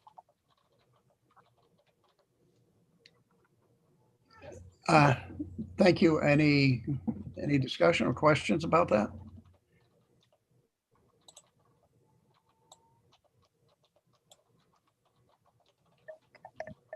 Thank you. You're welcome. John? Excuse me. Representative. So, I'm sorry. Yeah, okay, so the quick language review on LD 361 was, this is the bill with regard to the tribal representative on the advisory council. And that was the language the AG's office had come in with. And after the work session, I noticed that there was a little bit of ambiguity in the language. So I checked with the AG's office and with Representative Newell to make sure I was understanding what the proposal was. And it was the same as what I think was described to the committee. So I just wanted to show you the language that they're comfortable with, makes it consistent with what their original intent was. And here's that language. And the technical corrections, the first part is just if the aforementioned, we usually just use these tribal governments. But then the second part, the potential ambiguity was if the tribal governments do not make a recommendation or unanimous recommendation, the governor shall, and that or seemed a little odd, didn't seem to make much sense. And the intent was if the governments don't make a unanimous recommendation, then the governor makes an appointment of a tribal member.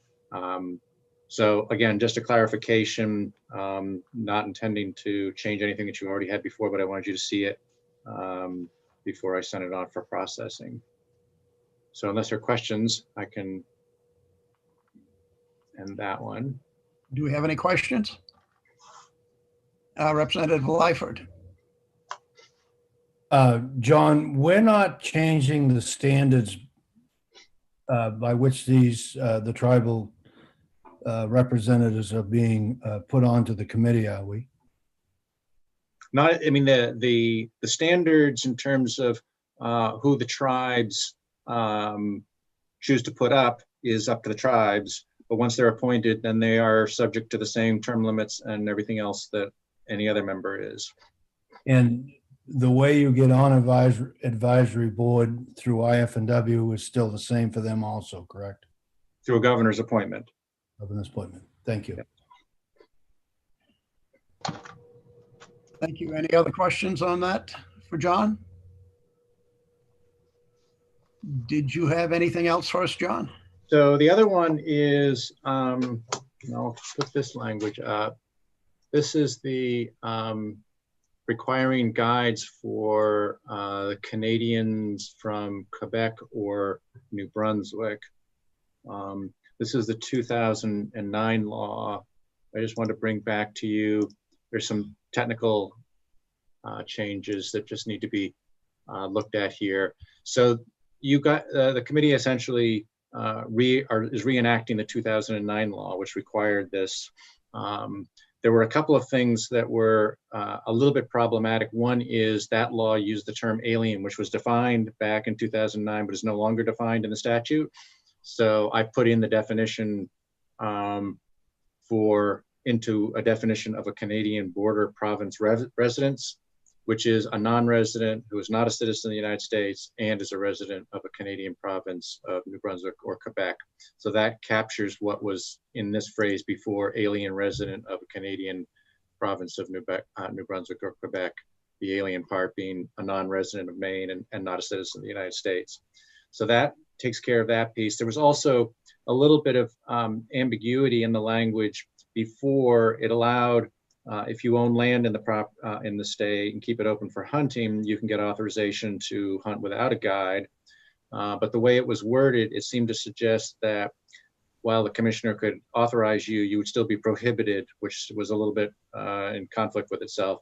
So I just changed the language around to make it clear that if one of these people from Quebec or New Brunswick owns land, keeps it open for hunting, that person can then apply for authorization. If they get it, then the commissioner can also authorize the family members who have big game licenses to get the license or the authorization as well. The last piece, which was talked about the last time, which was ensuring that the Canadian resident doesn't just hire a guide and nothing further. And there was talk about in the presence of, and I was going to put language in and try to define in the presence of, but in talking with the department, they've looked at this more carefully. And this language here, without being accompanied by a person, from their point of view, is adequate to achieve what they were trying to achieve in terms of ensuring that person has the guide with them. So I haven't come up with new language there, given that they were the ones who were raising the question and are now indicating that that language is sufficient to do what they were suggesting. But that's obviously your decision, whether you're comfortable with that language. Very good. Thank you, John. Any questions regarding that for John? Crew's gotten quiet this afternoon. Is there anything else you have for us, John? That's all I have. Does Representative Hepler have a question? Oh, yeah. It's actually not related to what you said, John. Representative.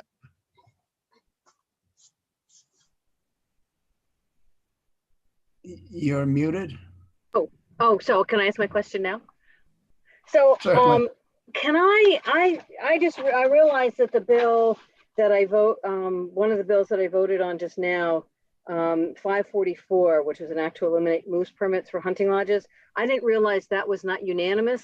So can I withdraw my vote and then get in touch with the speaker's office after I watch the YouTube video? Senator Dill, procedure? Well, I would say that since she voted after the fact anyway, that it's probably okay to do that. If she had voted during the regular part of the session, I would say no, that's probably not. Okay. But I would actually refer to my parliamentarian, Representative John Martin. Yeah, I always I like to respect the members' wishes, and I think it's really, right. If the person wishes to change or reverse or whatever, I mean, the bill has not gone to the floor yet. Right. And in fact, I may not change my vote. I didn't realize it wasn't unanimous, and so I thought I'd listen to the work session. So I will do that as soon as it's up on YouTube. Thanks. And I'm still abstaining, so it's no problem. So, yes, it's all right for me to just remove her vote and put her as absent until she registers with the House. Correct. Okay, very good. And that's for 544. Yes. Okay. Very good. Thank you. Anything for us, Linda? No, I think we covered everything on my end. Okay, very good. Open for a motion then? I move we adjourn. Second. Seconded. All those in favor? Raise your hands. Thank you all, and we'll see you tomorrow in Augusta, bright and early.